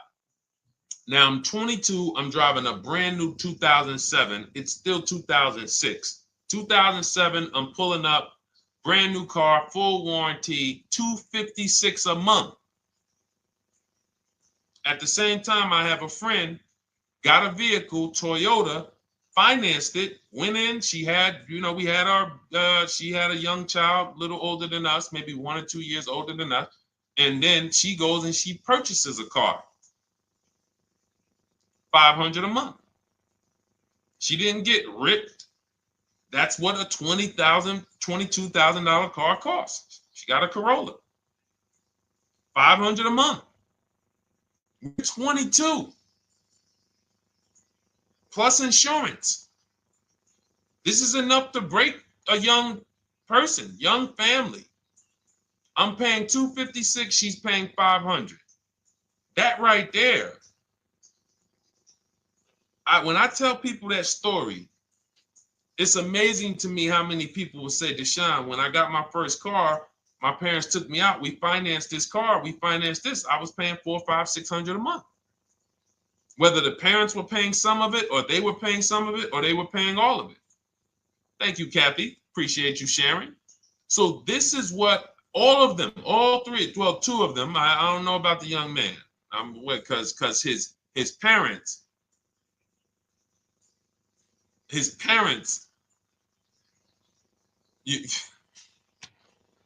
I'm not going to override your parents. And if your parents tell you that they think you should buy a used car or buy a good, then okay. But I'm just telling you, when you see my daughter and you see my niece pull up in brand new cars and they have low payments and they don't have to worry about getting stranded on the road, hey, call the tow truck. Do we still have a warranty on this thing? So I would be telling, again, 8-year rule. Because if I've had young people in their early 20s who are like, I'm not even into cars. Like, I'm going to buy this and I'm going to keep this car. Like, I'll keep it 8, 10 years. I don't. And I've had some people who they know when they get a better job, when they move to this, they're going to start a family. They're probably not going to keep the car 8 years. So it still goes back to the 8-year rule. Always. Always. Most young people, most people should be leasing their cars. That's how I did very well throughout my 20s. Praise the Lord, because I did not have high car payments. I didn't have cars breaking down on me where I had to be like, oh man, couldn't get to work today. Not many 20-year-olds, 23-year-olds are keeping cars 8 years. So when you're putting them in used cars, you're really setting them up for failure in a lot of cases, compared to if they were just leasing, getting look, because some people be like, wow, are $300 car payments still out there? Oh yeah, they're still out there. Just you just are shopping for the right car. I know India had her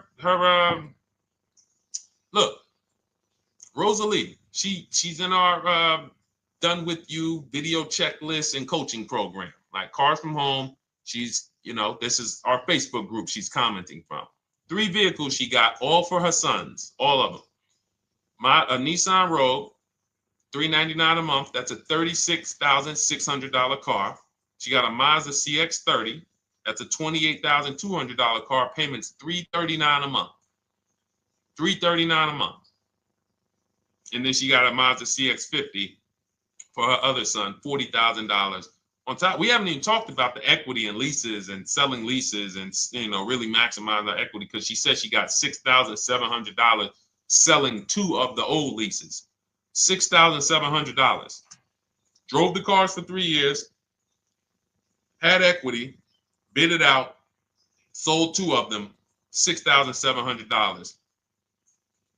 You're probably like, Deshone, I didn't even know you could sell a lease. My question is, how much has that cost you?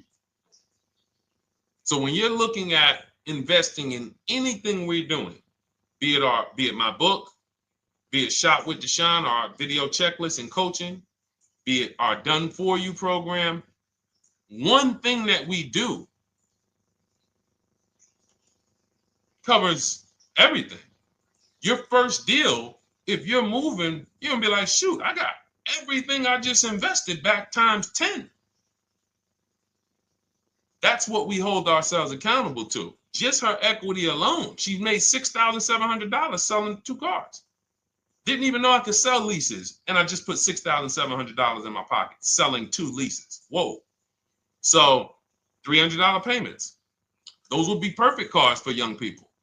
$339, that's with no money down. Imagine if she wanted to put another $2,500 down, bring the payment down to, $275. This is the way to be moving. And those of you who are getting this, are you getting this? If you're getting this, type some dollar signs. Who's getting this?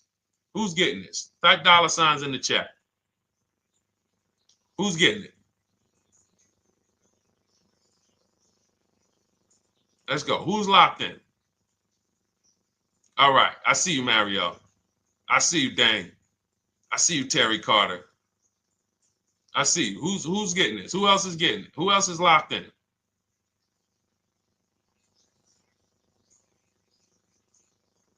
A lot of y'all on here. Listen. I see you, DJ and Nice. I see you, Arms Reach. And I can tell the people that's locked in because they be like, all right, Deshone, you said you're here for 90 minutes. I know we got about 3 minutes left. I mean, I'm hanging for this whole thing. I don't want to miss anything. Shout out to the people that are locked in. All right. Go ahead, Dolan. Should the out-the-door price include your trade? First of all, that's a curse word. All right, we're going to go back to that because I got out of saying that for a while. We do not trade cars. So you probably just popped in maybe about 30 minutes ago on the stream. We were talking about the 3 pillars of great car deals: who you buy your car from, who you sell your car to, who you get your loan from. You in order to get a great deal, a below market deal, you must get a great deal from each one, which means you bid out each one. I bid out, got multiple offers for who I was going to buy my car from. I got multiple offers for who I was going to get my loan from. I got multiple offers for who I was going to sell my car to. I bid out everything, therefore I got my great deal. If you bid out this, but you don't bid out this, and somebody you get an interest rate of 7.1 when you could have got an interest rate of 5.2, you lost $2,000. Depending on the cost of your loan, how much you're financing, you lost $2,000. Yeah, you did a bid on who you bought the car from, or you didn't bid out your trade, therefore you didn't find the highest bidder. You traded your car for 14. Another bidder would have paid you 18. You lost $4,000. So you got to bid out everything. That's why we do not trade. The only people that have to trade are people with a lot of negative equity who can't pay off the difference. And that's why I am the reason for negative equity is not understanding leasing. You buy your cars, take out loans, switch the car. Negative equity. It's literally the reason for negative equity is I should have leased, but I didn't. Now I have negative equity because I'm replacing this car with a loan still on it. So out the door price will not include your other car. And if I was trading a car, then yes, the out the door price would include the trade. But because we do not trade cars, our out the door prices don't include the trade. Let me show you an example of what our out the door prices look like. So these are some spreadsheets for our Done For You program where we shop for clients. You can see here, this is we shop for a Subaru for this particular client. In this case, look, and you can see the MSRPs for this car is an inexpensive car, $27,000, $26,000. Look at the out the door prices, 29, 30, 30, 29, 29. These are all out the door prices with the taxes and fees. So you can see these dealers are giving either no discount or a little discount. 27 out the door price is 30,000. But look at the winner. Look at the winner. This particular dealer won the bid at this particular time They're not going to win the bid all the time. In this particular case, they needed the unit. $27,900 is the MSRP. Out the door price is $27,463. The out the door price is lower than the MSRP. How? Because they took off almost $4,000 in discounts. Almost $4,000 in discount. So every time you shop for your used cars or new cars, this is how you should be shopping. If you're not leasing, this is how you should be shopping. I'm getting multiple offers, out the door prices, comparing who gave me the best offer. Who gave me the best offer? Oh, look, Daniel Thompson said, D, I'm bidding out to sell my car and got a $4,000 swing from the lowest to the highest bid. This is the people who you listen. If I can bring them on and have them talk, they would be talking to y'all about how different this is. I didn't bring you here on a Tuesday afternoon, or you're not watching this. If you're watching the replay later on Tuesday, or maybe, Wednesday morning, we go live at 12 noon, Monday through Thursday. So we replay the show just for everyone who missed it. You can send all your friends, family, go to Deshone the Auto Advisor's pages, watch the replay from today's show. But they know this is, I didn't bring you here to talk to you about hundreds of dollars. We are talking thousands of dollars at all times. There is never anything that we talk about that is hundreds. Let someone else talk to you about how you can save a couple hundred more per month. We might be talking about hundreds per month. That might be the only time we're talking about hundreds, $200 per month. But other than that, which equals thousands. We're not here to figure out how we're going to save $50 this month. No, this is big, huge money. So thank you, Daniel. Thank you for tapping in with that information. So, all right, listen, guys. Everything we teach is in a step-by-step format, because when it's not step-by-step, you'll get overwhelmed. When it's step-by-step, you can challenge yourself to stay right on this step, check it off, move to the next step. Check it off, move to the next step. Step 7 in our Cars from Home process is delivery. Step 6 is paperwork. Step 1 is the most important question, which is the 8-year rule. It's literally called the most important question. 8-year rule. How many years are you keeping the next car? Step 2 is the equity assessment. That's why you heard Wendell in his book testimonial. He said, I just completed the equity assessment and we got 30% more than the book value. Bidding it out. He said, I'm about to move to the next step. So everything we teach is step. Step 3 is deal structure, where we budget and we see, all right, how much car can we afford? What does a good deal look like? Step 4, we go shopping, which is choosing what we want. Shopping, looking, doing. We're not buying it. We're shopping the market. We're test driving. We are literally choosing what we want. Shopping, enjoying shopping. Step 5 is multiple offers. That's when we're in talking to dealers online, getting offers, getting bids. Step 6 is paperwork and protection to make sure that the offer we got is legit. We tied it up. Paperwork is right. We go over extended warranties, tire and wheel, maintenance plans. Do we need them? Key protection. Do we need any of this stuff? And step 7 is delivery. It is a step-by-step path. That is how people win. They're not coming into some college to learn how to be a car salesman or to learn everything I know. No, it's a path. So if you want the blueprint in book form, that's my digital book, Cars from Home, 7 Steps of Saving Time, Money, and Avoiding Dealerships. Normally $97, part of our 30-minute welcome offer. You can get yours for $24 in my TikTok bio, Instagram bio, the YouTube comments, and the Facebook comments. Click those links and then click the special $24 welcome offer. It's good for 30 minutes. And you'll save 75%. If for those of you who are like, Deshone, what about that video checklist? That is our Shop Done With You program. Cars from Home, done with you. You get lifetime access to everything we teach, all our below market videos, and it's short videos. I want you guys getting cars in 90 minutes. 90 minutes. Not shopping. The shopping might take you longer. Deciding what you want, you might be doing that for 2 months.